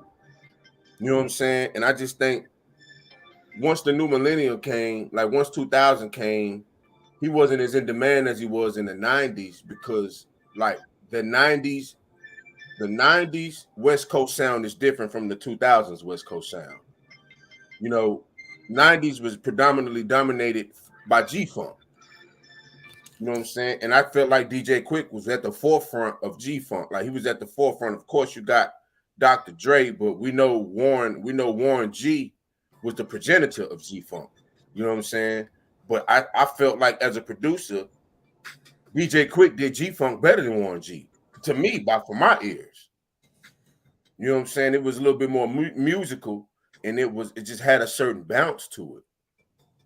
I say once Dre redefined himself, like because that West Coast sound, people was doing it better. Like the Chronic sound and all that, it was great. But the music that came out after the Chronic, like they was doing that sound a little bit better than Dre. So when Dre redefined his sound on shit like ring ding dong, ring the ding, like when that shit came out, that shit didn't sound like anything I heard Dr. Dre do before that. Then you had Been There, Done That. Then you had the shit he was doing for Eminem. Then we got Chronic 2001, which was, to me, sounds the best sonically out of anything I've ever heard. Like the sonics, the engineering, how crisp it is, how hollow it is. This shit is second to none. But yeah, Quik is underrated because, you know, the way we consume music was different back then. Like you had to go get that shit. Like you couldn't just get on Tidal or Spotify or Apple Music and like we had to go get it. You know, and if more than likely you got it, you listened to it because it like music wasn't disposable for us. Like it was a whole event. Like we would get albums, go to the store, open up the package, and see who produced who. And that's how I knew DJ Quik was producing a lot of this shit because my ears grew accustomed to his sound because I would check the credits previously and see who produced that. And like, oh shit, then you get accustomed to people's sound. So yeah, like just from a musical standpoint, I love Quik. And I wasn't going in order when I was naming those people earlier, and I was just mainly sticking to hip hop. But yeah, Quik is definitely a top 25 producer all time to me, easy, without debate. Like it's without being debate. Yo, my sister Remy said Mary did her dancing too. Oh yeah, she did the Aunt Mary. Yeah, she did her damn dance routine. Shout out to HOD. I was worried Mary's gonna do one of them chicken sandwich songs. She been eating the shit out of chicken sandwiches. Mary looked thick in the mom. She been eating them chicken sandwiches. HOD said, "Thick thighs save lives. Thank you for your service, Mary J. Blige." Hey, look, that rhymes. Thick thighs save lives. Thank you for your service, Mary J. Blige.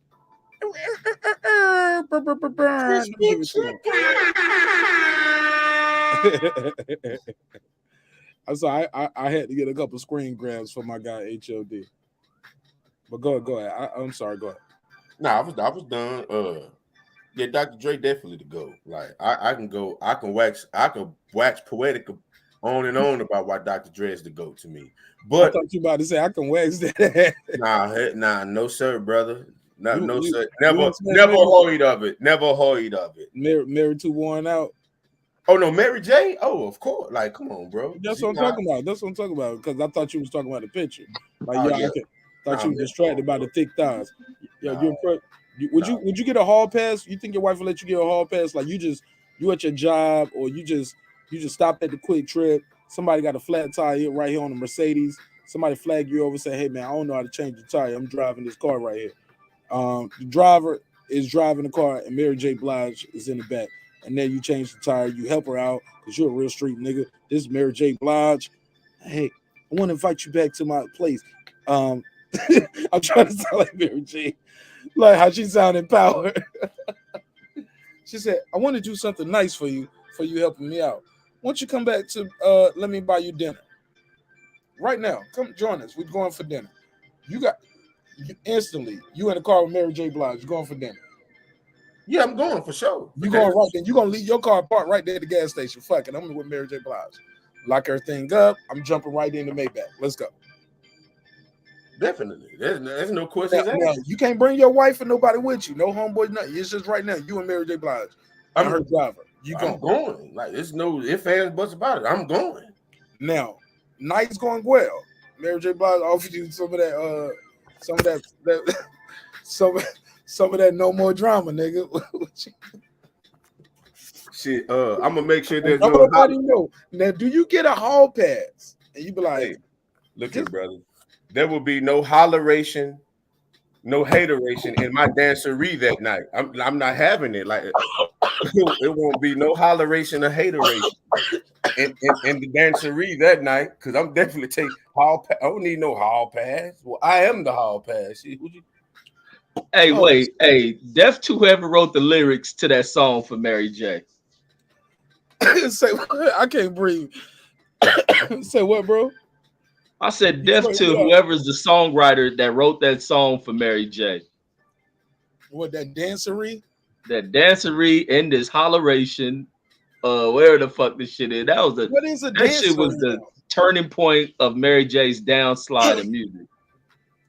That's a shit though. That they play that nonstop. That shit resurrected her career. That resurrected her career. Reggie, they ain't stopped playing it since she said it. Man, them DJs knew that shit was whack as fuck. It's just Mary just lucky she married J. That beat is fire. Mary J, she lucky she married J. That song on any other artist, people gonna be like, this stupid ass shit. A DJ would toss that motherfucking record down the motherfucking stairs of his DJ booth. Any motherfucking company AR brought that shit to his DJ booth. If it was a new artist, maybe, but this shit brought her back. Come on, everybody, get on up, cause you know we came to get it wrong. Mary J's in it tonight, and I'm gonna make you feel alright. That shit sound whack as fuck. You singing that shit. It is. It's bad, but it's so bad, it's good. Man, y'all really like that song, y'all? Crazy. We laughed at it so much, bro. We laughed it to number one. Hey, I wasn't laughing because that damn beat became number one, bro. I knew she was gonna do that. I asked my wife, I was like, Mary J, I went outside real quick and I came out. I said, Mary J, she's not. I said, yeah, I don't want to miss this dancery. And she started laughing. She said, yeah. She said, you think she's gonna do it? I said, she gotta do it. I said, that's the Dr. Dre beat. That shit's horrific. It sounds like a Dr. Dre beat. She talking about getting Nick crunk, holleration, hateration, dancery. Like, what the fuck? Let's get it percolating while you wait. Soldiers dance for me. Or something, hey, bro, all that shit. Mary J. It's a sing-along song. Let's get it crunk on it. Look, hold up. Jesse Jackson wrote this shit, man. The hologram, the interpretation of the dancery. This Jesse Jackson greatest hits. He also co-wrote Jill Scott's big song. No, that was Dr. Umar. Dr. Umar co-wrote that. We didn't know who he was at the time. How I go? What it just is like? Vibrations. So what did Jill Scott do, man? Yeah. It's very similar to this. Maybe we let's take a walk after dark. By the dark, then the park, spark, conversation, verbalization, emulation, share our revelation, and temptation, and Asian, relaxation. Yeah, that was Dr. Umar. We didn't know who Dr. Umar was at the time, but that was Dr. Umar.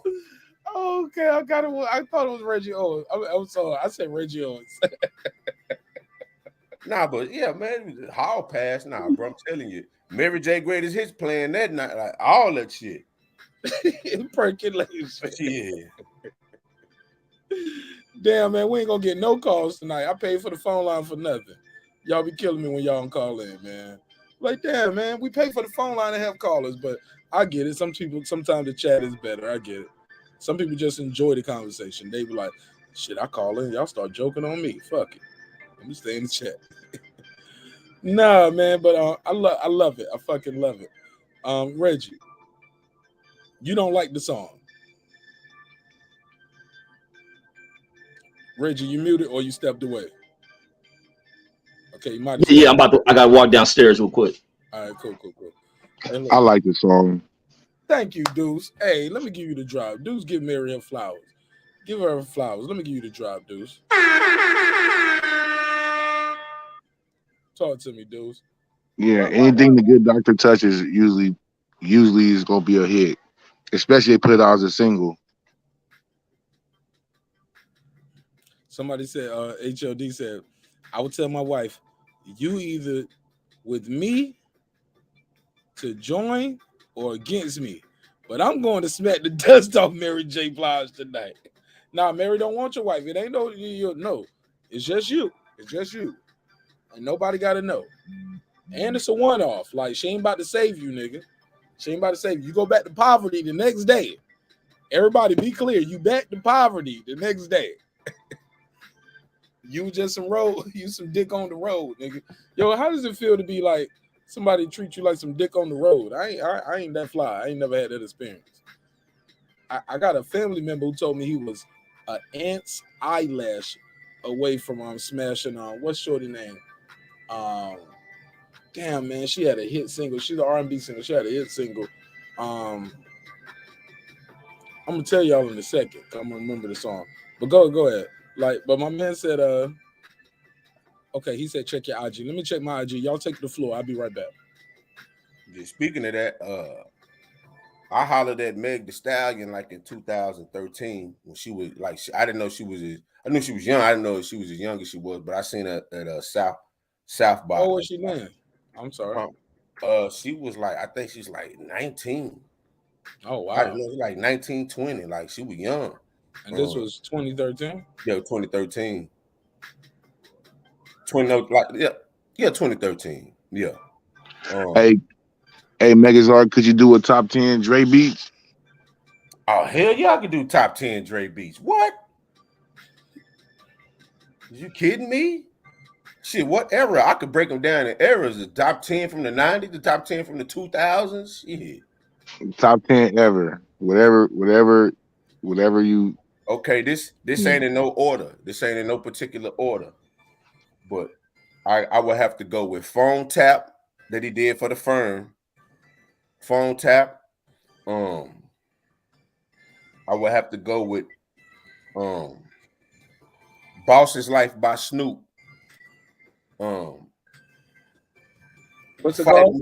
Fight Music by Eminem. Fast Lane by Bilal. Been There, Done That. What's My Name, Snoop. Heat by If I Can't Do It by 50 Cent and Heat by 50 Cent. I'm leaving some off. Let me think real tough. The Eve joint, Blow Your Mind. This shit basic. Are you going like top 10 commercial hits or just top 10 hits, period?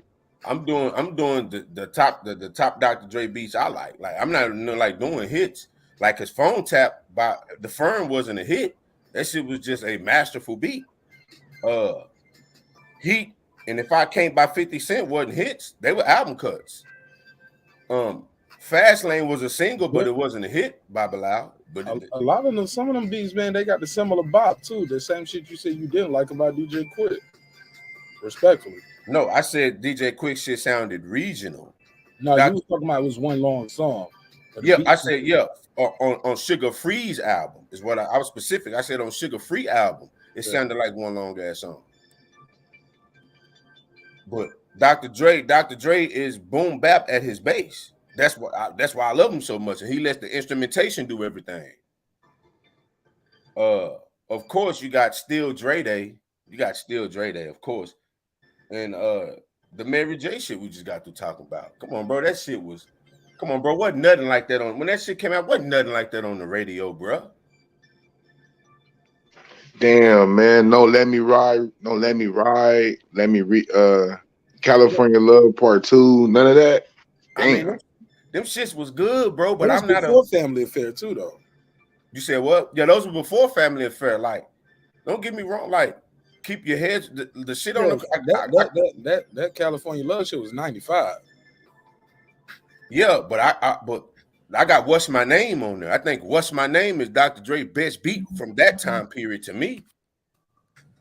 And Gin and Juice. Like the beats he did on Doggy Style was harder than the shit he did on the Chronic to me.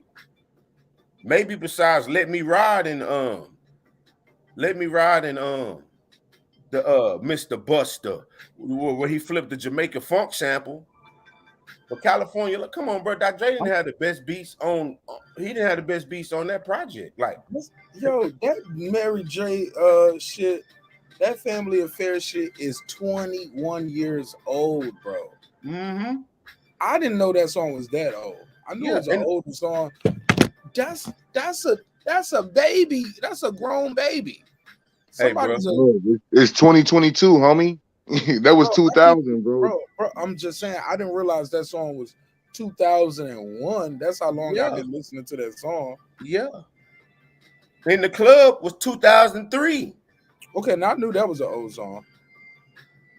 That's why that tweet was funny that we read earlier. He was like, finally, they putting out music for young folks, not old music like Rolling Stone, Paul McCartney, and blah, blah, The Who.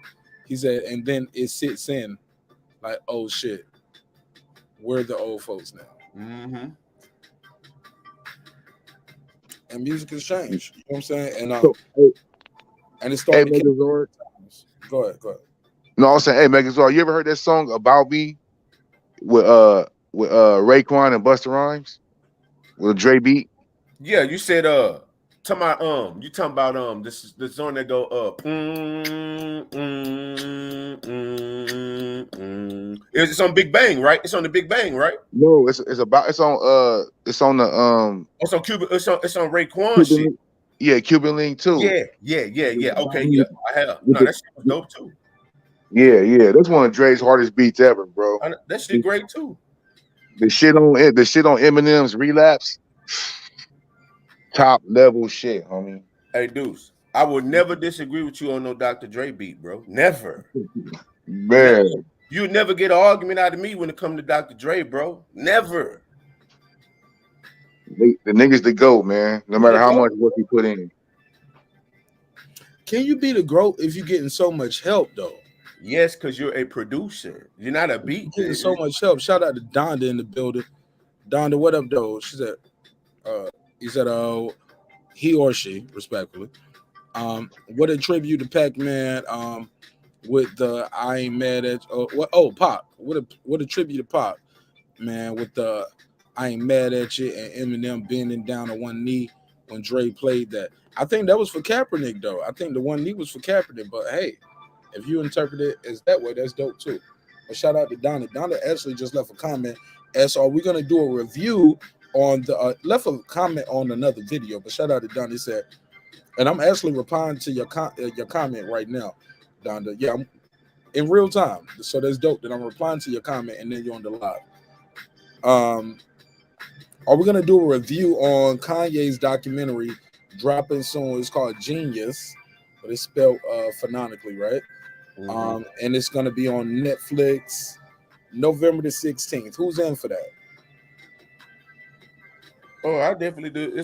I do because it should be coming out this week, I believe. Yeah. 3 days Netflix.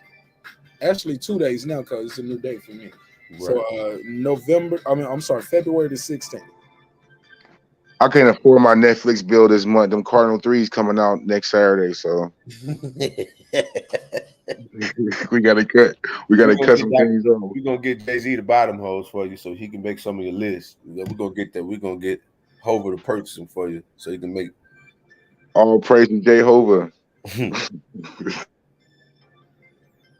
She said they wouldn't have put 50 Cent.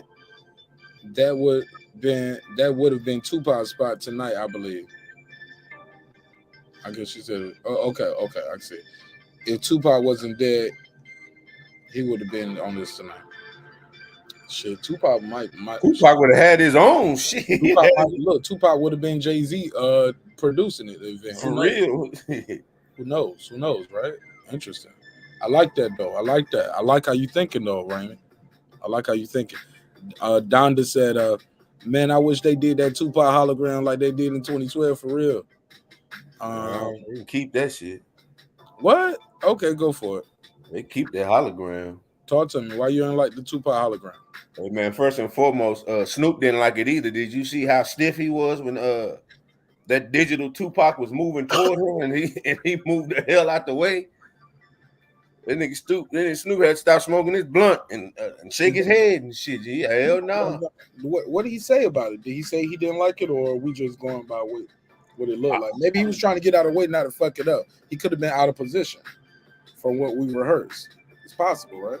Hey man, Snoop was But the looking hologram high. gonna do what it's programmed to do. Nigga, you are out of position. You can't be right here. Now the hologram told Snoop, "Say man, you got to back up some more, nigga. I'm supposed to be right." Like the hologram. Hey man, you know you're supposed to be over there. No, he thought Pac was gonna rush it for that shit he said to Angie Martinez. No, remember that shit you said, homie?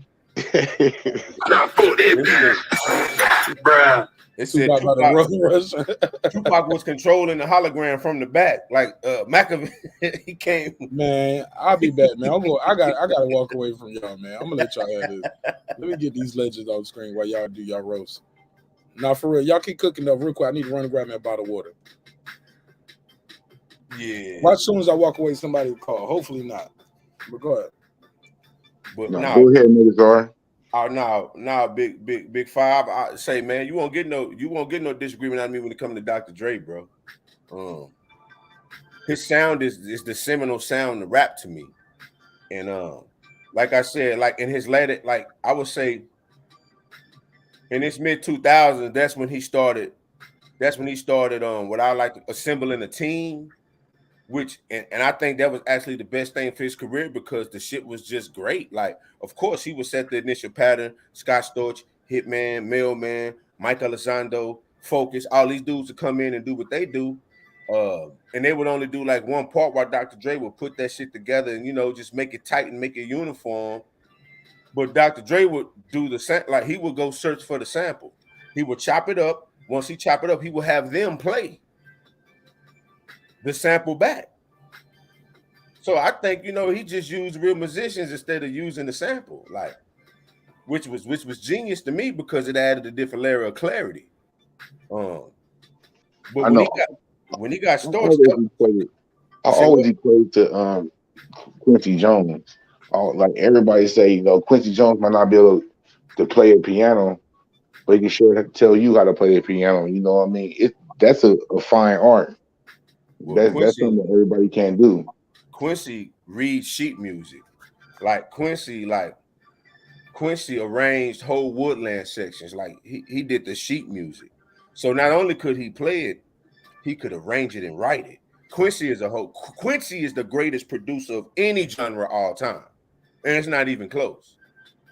Like the shit Quincy did, Dr. Dre and them is doing it in a hip hop scale, but Quincy will actually write the sheet music for how he wanted to play the keys in PYT. Pretty Young Thing.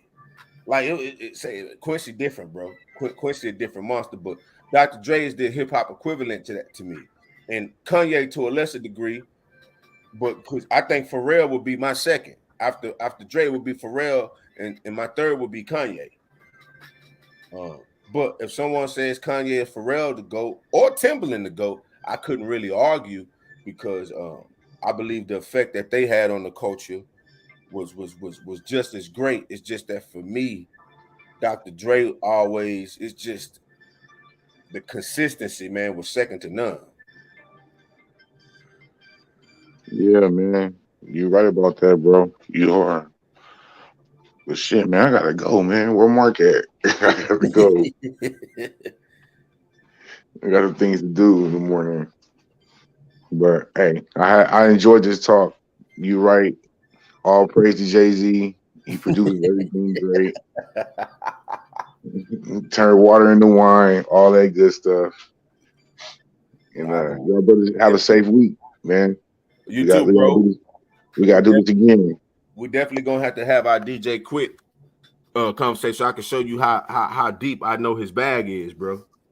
Well, yeah, we're gonna have to have that, man. For real. I'm gonna hit you up on Twitter. We're gonna today for sure. For sure. All right, really. You be safe. You too, brother. Yeah, so we in here holding it down to Marq get back.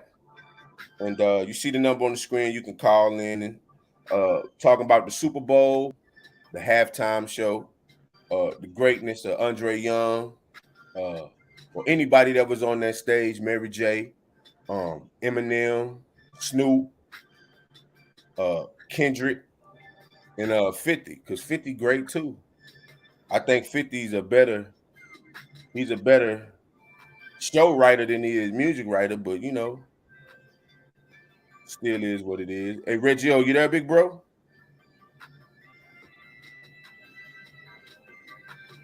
I guess not.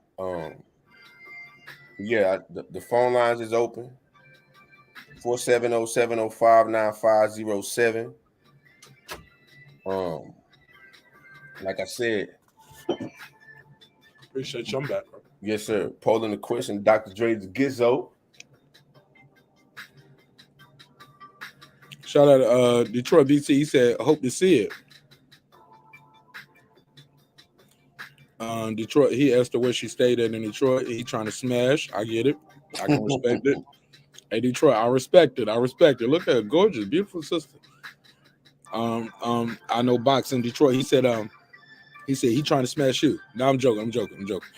He said, go tell your favorite white boy rapper to battle Busta Rhymes on verses and watch Eminem get slaughtered. Y'all think Eminem gonna get slaughtered by Busta Rhymes? It ain't gonna be no slaughter. Busta. Ain't nobody about to slaughter Eminem. And I think they'll do it more as it'll be more of a. It'll probably. I think if whoever Eminem does the verses with, it's gonna be more how verses used to be, where it was like people giving each other flowers and all of that. I just think he loved the coaching too much. Like if he do it, he's gonna do it with somebody he respects, and he's gonna make it a beautiful thing. Like he's not trying to do the battle thing no more. His legacy is solidified. I think it'll be star-studded. It'll definitely be one of the greatest because, like, a lot of people don't understand Eminem is one of the best performers all time too. Crazy breath control. Yeah, I'm finna say he probably has the best breath control of anybody not named Jay-Z. Twista's up there. Easy Bone showed me some shit that I didn't know he could do. The way he did that Tupac verse, nigga. Oh man. And he was really rapping that shit. He didn't need the vocals, but they had it there, but he didn't need that. He was killing that. But go ahead. I'm taking Eminem over Busy Bone every day, all day. Leave Busy Bone alone. What about Twister? Twister get up there and do that shit. Buster can get up there and do that. Yeah, I don't know about old Buster. I just know old Buster. Yeah, no, Buster in his prime, arguably the best performer. I think Big Daddy Kane is the best performer of all time. And we just seen a 55-year-old Daddy Kane with crazy breath control and still dancing. You know what I'm saying? I mean, the steps weren't the same though. Respect. I mean, if they would, I'm gonna be real with you. If they was when he was 55, he'd be Tom Brady. Nah, he'd be on HGH or some. He'd be on some steroids or some shit like. I said he'd be Tom Brady. No, I'm joking. Reggie loved that. He was like, "Yeah, get that white boy." At 45, no, he was still moving crazy. He was still doing the splits and coming back up and shit at 45. At 55, them shits don't work the same no more. So you got to conserve all that shit. But nah, man, like Eminem breath, like it'll be two of the best hip hop best performers of all time. People will really appreciate what Busta Rhymes has done over his historical career, because Busta Rhymes got a lot of gems a lot of people really forgot about. And people gain a better appreciation for Eminem because Eminem's first 3 albums were incredible, bro. Them shits was really his first 4 albums are incredible. Like his first 4 albums are incredible. So well, no, 3 because the other one was decent, and it was a compilation. It was 8 Mile, but his first three albums were incredible. So I think it would be a great versus. This is a versus I damn sure would love to see. They got a versus coming up right now, right? Yeah, with Music Soul Child and Anthony Hamilton. That's tomorrow, right? Oh, that's fire. Valentine's Day. It's on Valentine's Day. What's tomorrow? That's today. It's today now. Well, for me, it's today. Is because today is Valentine's Day in Atlanta. Yeah, yeah, that's right. It is today. It's that shit gonna be great. I love both of them. What time is it? What time? Anybody know? 7. I believe it's 7. Okay, so I'll probably be I don't know if I'm gonna go live for that one, right? When is and I might do a simulcast or I'm gonna do a media reaction. Either I'm gonna do I'll probably do a media reaction, but then again I might pull up right at the same time. Tomorrow is my day off far as some of my other responsibilities. So I do my lives on Monday, Wednesday, and Friday. So the main channel. Shout out to Talk of San Diego too. Send me some stuff right here in the content. So I'm gonna check this out. Talk of SD. Talk of SD told me want to do an interview with me about my music. So how about that? Oh, So yeah. that's pretty dope. Check out the album. I'm gonna say the album Edith, streaming on all platforms. It's an ode to my mother. So it's a dope project. It stands for Every Day I Try Harder. It's an acronym, but it's also my mother's name, Edith. And I did that before Kanye, man. I just want people to know I had Edith last summer. You know what I'm saying? Before Kanye dropped his Donda album. You know what I'm saying? So people be thinking I'm biting. I'm like, no. That's crazy, right? Can't even promote the album the same way. People think I'm biting. So Kanye named his album about his mama. You name yours too. Like, no, respectfully, my mom's still alive and she's on the album. But they can say Kanye copied from Tupac, Dear Mama. Yeah, but the whole album named after your mama, though. You know what I'm saying? Dear Mama was a song, though. It wasn't an album, right? Definitely was a song. Yeah, man.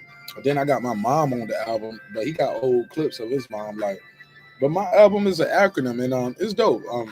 But the next thing I do, man, is gonna be I'm super excited about it, man. Megazar, man, I'm about to end this one. I want to holler at you. I want you to hear some of these beats I've been working on. You got a couple minutes? I'm gonna end the show right now. If you got a couple minutes. Yeah, I got a couple minutes. All right, look, the show over. I'm about to play some beats for Megazar that I've been working on. I'm back in beat mode, y'all. I felt the itch. I felt the itch for this music, man. And I'm gonna tell y'all what inspired this new music I'm making. One song made me make about 4 beats. It's a song called I Lied. And I heard it at the end of Power. On episode 9, well, it was the Power season with Ghost with Tyreek. And I don't like that show. I'm gonna be honest, y'all. That shit is some of the cheesiest shit. Like, man, that shit is like Riverdale. Y'all ever watch that show Riverdale? That shit's like Riverdale with black folks. Like, you come on, man. Now Tyreek is such a great shooter. Like, I ain't seen this nigga going to the range, but now he going with Kane to hit the licks, and he boom, boom, boom. He's shooting it out with the ops. Like, okay, man. His mama, last time I saw him, he did some murder shit. His mama had to show him how to take the bath afterwards and all of that. Okay, he shot the teacher with Kane, but shit, y'all still got a witness for that. He no gloves. I don't know, man. Bro, whatever. I think Kanan is better acting. It's shot better. It looks colder. It fits with the mode, but that's me what my directors had on, and me looking at coloring effects. But I think the acting is better on Kanan. I think the acting is better. Just I don't know. I don't really like the acting that much on that, and it's too much gay sex. Fuck it. When I pay for premium cable, Reggie, I want to see titties. I be sitting right there with my wife too, and I be like, "Oh man, we ain't gonna get no titties. They gonna have the teacher fucking with a bra on. I want to see what them titties look like." She's sleeping with the professor. She's sleeping with Zeke. She's sleeping with everybody. Oh, she slept with the cop. Every time we see her, she don't slept with somebody, but she got a bra on. Girl, you know, man, let me leave the show alone. I ain't gonna. They're gonna take the monetization down off this one too. Hey, yo, they approved that other show, Reggie. What show is that? No shit. Yes, I changed the title from Danny Jacobs' robbery to Danny Jacobs' loss with a question mark. They was like green light. Okay, so robbery. They thought I was trying to show. They thought I meant robbery, not you lost the fight. They need to fix the YouTube algorithms like a mug, man. That's crazy, right? That's crazy. But so these they monetized that video on me. So wow, I didn't think they was gonna prove that because they had already gave me the yellow line and the strike. I was like, oh, it's only gonna get worse from here. Once we press live, it's only gonna get worse, baby. But okay, he said Edith is playing now. Thank you, bro. Yeah, man. Yo, I made a lot of them beats up there, but the intro, I think I got the product. Depending on your streaming service, you can see the production credits. But I made a lot of those beats, but I recorded, mixed, and mastered all of it, and right here in the same studio. So Bought a brand new. Hey, look, I bought a Megazord. I bought that Nuamin mic for it. Some people in the hood call it the Newman, but you already know what I mean. I bought the Nuamin. Yes, sir. German engineering, $1,000 microphone. Had to make payment plans on that bitch. You know what I'm saying? But I knew I wanted it to sound a certain way, and yeah, I'm real proud of it. So check out Edith, and look, low key between us, man, and the small people in this room right now. Don't give me no strike, man. That was a DMX. But what I will say is this, man. I appreciate everybody's time and energy. That's all I got for this one. I'm about to chop it up with Megazord on some music shit, and after that, I'm gonna record some members only content, guys. And girls, don't forget February the 20th. We're gonna launch the members only content. Some of these pop-ups will probably be there. Some of them I still do here, but like halfway through, I might switch over to members only, like 3-hour show. I want the members to feel like they have something special that's just for them. So I might do the first hour or two regular, the next hour or two members only. Who knows? Chat might be members only some days, but definitely members only is gonna have some things like to help people grow their channel. Like how do you put the flames in the background? How do you do these banners? Just showing you how do you make the beats? How do you bounce a track down? Stuff I do with videos, but also we're gonna give you free downloads. Like if you want these drops that I'm using, I'm gonna give you the drops. You get what I'm saying? So you can use them on your StreamYard. So I'll give you a download pack with those. Like we're just gonna try to do things different with members only from other people who do members only and launch their members only. Like they do members only, but they really don't do members only content. They really just I don't know, but that's them. I ain't trying to shit on nobody how they do they hustle. Get it how you live, but over here, I'm not even gonna launch it till I got the stuff already lined up. So as soon as you click whichever one you want, bam, it's stuff already there for you. We do a lot of surveys, polls. We have a lot of different conversations. Some shit that I feel like I need to keep it more just members only, because some people ain't here to help you. You know, I got a strike, Reggie, from that shit was manual. That wasn't somebody who just it wasn't somebody literally sent that to Showtime CBS. And there's probably somebody else who got a strike like, oh look, he doing it, well, why he doing it that way? And they manually sent it to the person who gave them their strike. Because my shit said manual, but I was able to get it removed in a couple days. I'm just trying to avoid some of that shit, some of the topics that we be talking about, like that, a lot of that race relationship. I love it, but it ain't for everybody. The people who's for is for you. If it's not, it's not. But that's neither here nor there. It's your man marqnash breaking beats. As always, my guest will get the last word. Megazord, you want to plug and promote? Please plug and promote Diamonds Amongst Men. If not, I'm gonna have to do it for you. Yeah, that'll be coming in March. Oh shit, right around the corner. Yeah, it'll be here in March. Ooh, let me give you the drop. Be here in March. I'm extremely proud of it. It's my most personal album. So I'm giving people a real glimpse into my life up until this point, trials and tribulations. Some very great production by Grammy-winning producer Lone Star Music and my dear brother Glow Gaines. I will be working with my brother Marq Nash in the future. We will be doing music together. But this, like I said, this project was real personal, and these brothers were with me during this particular time. So we was able to create a sound palette for the project, and I'm just happy for it. Happy about it. I got a big show in 2 weeks here at Trees, one of the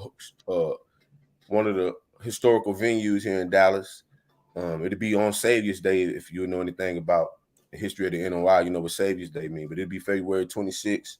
I know y'all ain't in Dallas, but yeah, but the album coming in March, man, it'll be here. And I'm breaking bread with my brethren first thing. Absolutely. Man, I'm thinking about buying a server, bro. This shit might cost me about $1,000. A cheap server is gonna cost me about anywhere between $6,000 and $7,000. You know what I'm saying? But I might have to pay for it monthly. But I'm thinking about trying to set up some shit where I'll have a server running and it'll just be playing shit on loop all day. Like every time you go to it, shit on loop and repeat. So I tried it before. I can do it on my channel, but if my power go out here, or it cuts it off. You know what I'm saying? I can have a blackout anytime. I'm in Atlanta, right by the airport. So, but Yeah. I got an idea for that. But it's also something I'm thinking about moving towards the website. I got this dope ass idea, man. I'm gonna hit you up, bro, but because I don't want to say, you talk too much on the live, the devil Right. start working, or niggas will steal your idea, and they got the money to do it right now, or they put this shit together before you, because they ain't got no other ideas. So Right. their only ideas is stealing your idea. You know what I'm saying? So yeah, man, I got a crazy idea. I talked to Derek Lincoln about it. He told me to work, but it's gonna take some effort. But Reggie, you can help with that too. I really believe you can. Oh, But it's what's that? I'll tell you 1 second. Let me run this outro. Stay with me real quick backstage. But or I could just send you the link. But it's kind of like how we be talking about building our own shit, just because so we don't have to deal with the strike type shit. But I know how to build websites, and so I got an idea, and I'm thinking about putting one of them together ASAP. The other one I'm gonna build up too. But man, I got big dreams, man. I got big dreams, and I hope you all have big dreams. Don't let nobody put you in a box. Don't. I see you, Detroit. I just got it. It popped up on the 248. Got you, Detroit. Appreciate it. But yeah, Reggie, plug your dope ass channels. I always say channel, but you got several, and man, you are definitely a leader out here. You are a YouTube daddy, whether you want to be or not. But man, you're a good dude, man. You're a real good dude. I appreciate your time, energy. You always been. I always respect you. We disagree all the time, but we agree a lot more than that on respect. And thank you so much for your time, your energy. Thank you for everything you do for us, keeping me abreast with like current events and the dope book reading. That book you got, bro, that Ulysses S. Grant. I'm gonna read along to that one, bro. I promise, bro. I'm gonna sit right there through that one because that you gonna read that book. I think I'm gonna buy that one just so I can cap it and be like, yeah, I read that book. No, nigga, I sat in a read along for that book. But go ahead. But I'm gonna be highlighting shit with Darwin and the Frederick Douglass. I think I'm gonna go and buy those too. When you start those dates on the Frederick Douglass, when you start in the Ulysses S. Grant, are you alternating? Are you gonna finish one book then start the other one? How does that work? No, I'll go through full books. So after I do this current book, I think I'm jumping into that Frederick Douglass book. I know some people gave me some other books, but I ran across these at the Barnes and Nobles, and I think I got to go with these because they kind of running course with the history and kind of just tapping more into that slave time period and getting more in the history and people putting it. And I like the way that this book I'm currently doing is broken down, putting into kind of the colonial side of how slavery existed over there, the economics that sustained and supported slavery, manumissions, race relations. You dealt with a lot of interracial marriages during that time period, which a lot of people don't speak in on. They just think everything was rape and this and that shit. So I just like the way the book is broken down for that time period, dealing with the ills of that race-based society, touched in on this time period where race didn't matter at one point. Everybody intermixed, and then it was brought in to where they move into this classism and separating the races, and about how freedom was brought, about free blacks that were brought in from the continent of Africa, and going. It's been a eye-opening experience, like going into it in depth with a book, not just listening to people who kind of take bits and pieces from books to fit whatever suits them, but just to read the full impact of the time period. And I don't add any thoughts or any influence. I just like to read the shit for what it is and leaving it there from that time period, taking pride in who I am and moving forward. But I definitely want to touch in on the history of Frederick Douglass, probably one of the most important Black American figures. And he happened to be related to Terrence Bailey as well. So I know Terrence would be very happy about hearing this book, and just open it up to other people who don't know much about Frederick Douglass to really hear the impact of who he was, where he came from, and what we come to, and then going into the civil rights general, going into Ulysses S. Grant. And I think hearing the story from him is is much needed. It's significant to learning that history as well, to seeing how a guy on his side and his position, what he speaks about. And I also want to read the book. I'm gonna find a book on the other motherfucker from the Confederate side. I'm gonna read up on his shit. So I'm gonna be reading a lot of shit. Like once I started this shit, I've taken it. Stonewall. What's his name? What's his name? His name was what's the other general? His it was It's a Grant couple of and them. no, it's the lead one who surrendered. Okay. Yeah, well, I forget his name. Custer. Wait, no, isn't it? Custer last name. Yeah, I think it was General Custer. Yeah. So I want to touch in on their stories, and just go from there, man. I just really want to get in depth because I want to hear what racist ass people during that time thought of. Huh? Jefferson Davis. He was the president of the Confederate States of America. Yeah, I'm gonna read all that shit. I'm gonna tap into it. Robert E. Lee. That's the guy, Lee. And matter of fact, his family just opened some capsule that he had since the 18th something. They just opened They should a let capsule. every black man in America walk by and spit on it one time. Absolutely. He won't shit. So I'm gonna find his book. These people were traitors, bro. Man, that's something else I want to do on the members only too. Like, man, give these motherfuckers all the smoke they want to do. Because sometimes we want to talk about it on the regular show, but some people ain't here for it. Some people are here for it, and I'm here for it too. I just want to make sure everybody get the chance. And some people are like, man, I thought we were talking about boxing today. Members only, they already know this breaking beats, man. We're gonna talk about all of it, and we're gonna talk about it still on the regular show as well. But that members only, man, it's gonna be more in depth, and we're gonna be able to show and do more things over there, but also on the website, because we're gonna be moving some stuff to the website where sometimes the members only we'll record it, but we can't show it on YouTube. We record it here, but we'll actually post it on the website because they can't give me a strike on my website. You get what I'm saying? My website is the website. So you'll have to beam in, you'll have to be a part of that because it won't be a chat. So it'll be phone lines and it'll be you on the panel with us only, no chat. So it's gonna be members only for real. So, and then it's a judgment-free zone. Like I know some people like, yo, I don't have good vocal projection. I don't like my voice. A lot of people don't like their voice when you're just getting started, but you gotta find your voice. That's where that metaphor comes from. Find your voice. Man, you guys all have greatness within you, man. I know you got greatness within you. And I challenge you, man, to just be great. You are not alone. You feel what I'm saying, Reggie? Like whatever you thinking and feeling, it's billions of people out there in this earth. Man, you cut this motherfucker live on, excuse part of my vernacular, right? But you cut this live on, you will find people will identify with you, and nobody can deliver it the way you can deliver it. Nobody's gonna relate to them the way you relate to them. Man, female, black, white, Hispanic. Man, this show is multicultural, multi-diverse, and I'm not gonna change it. I'm not gonna be black only, nigga. Black only, and yes, I am black. My wife is black. My daughter's black, and yeah, but also you need allies, and you gotta respect other people's cultures. Got to respect other people's opinion.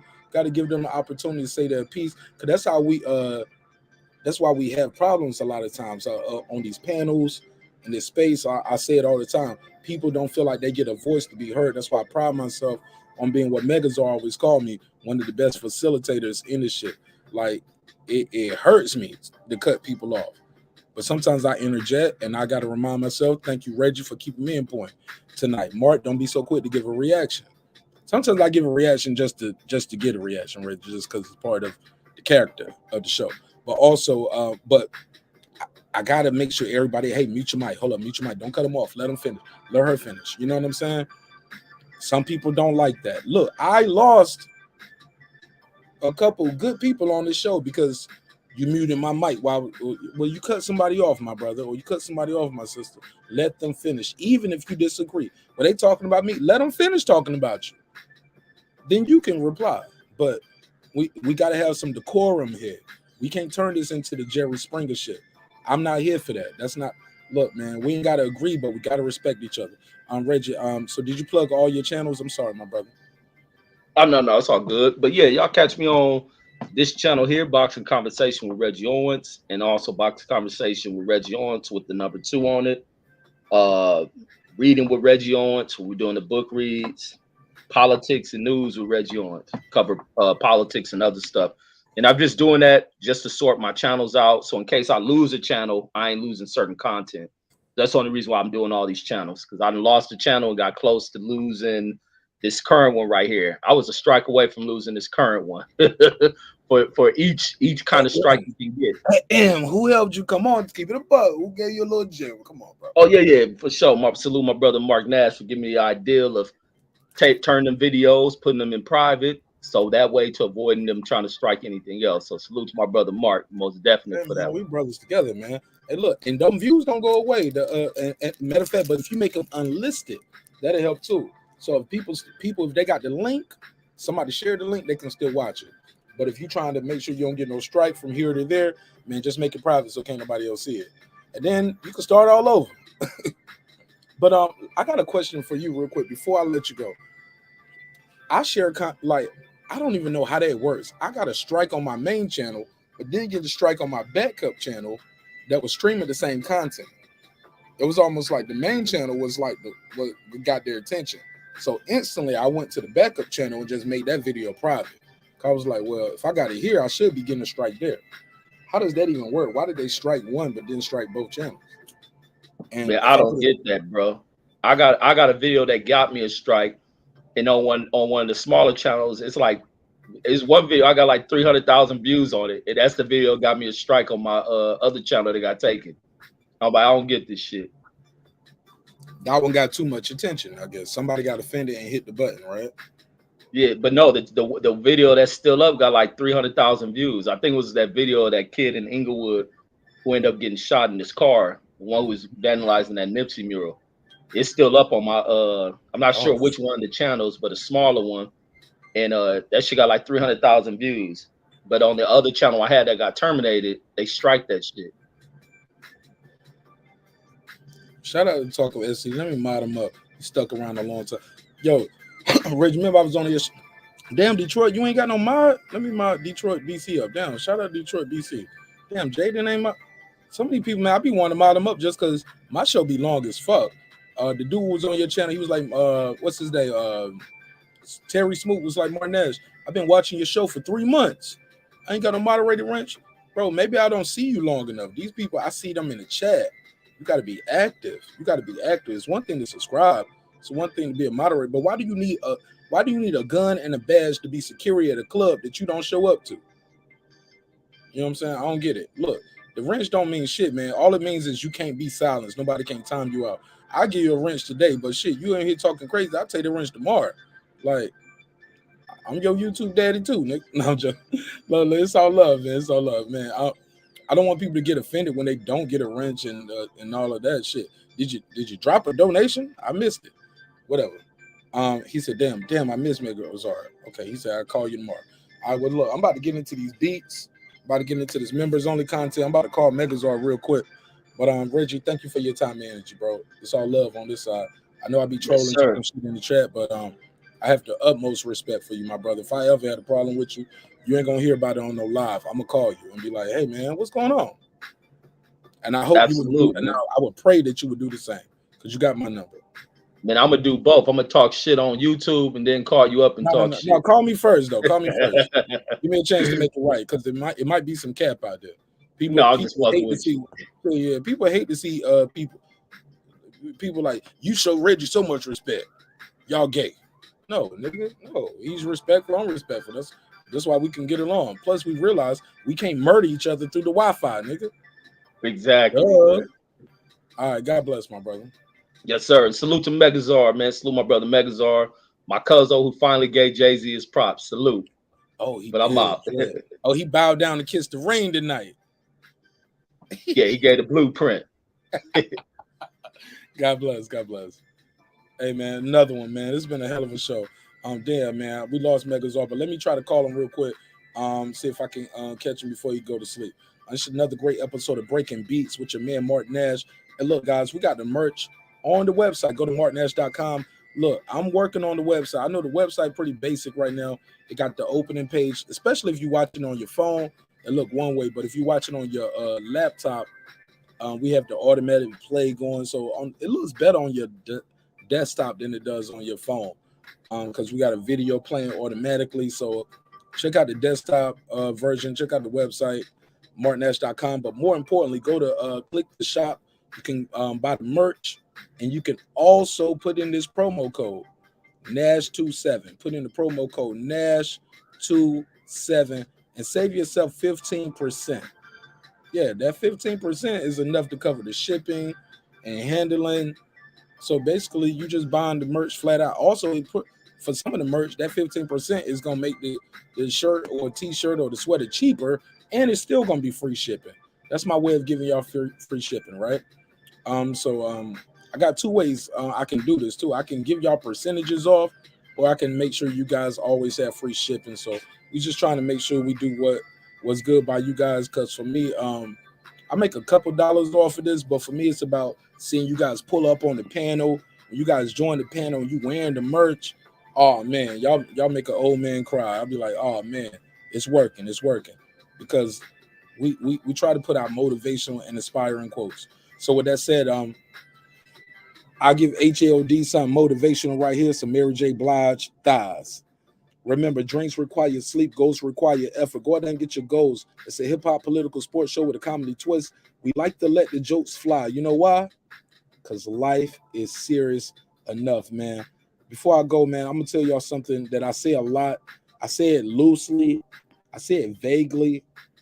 But I need y'all to know this is very true. And look, first of all, Maz, if you got a moderator's wrench anywhere in the chat, please drop your links at the end of the show when we telling everybody to plug and promote anything, whether you joined the panel or not that night. Once I start telling people to plug and promote anything, that's when you start dropping your links. Throughout the live, don't drop no links. It's a distraction. But if you're gonna drop a link, drop your link. And drop your link right here at the end of the show when I'm telling everybody else to plug their stuff. So yeah, man, I just want you guys to know this, man. And this is so real. I mean this from the bottom of my heart. I love y'all. I really do. You guys, just you guys being in the room here, like I said, I remember doing this show when we first started.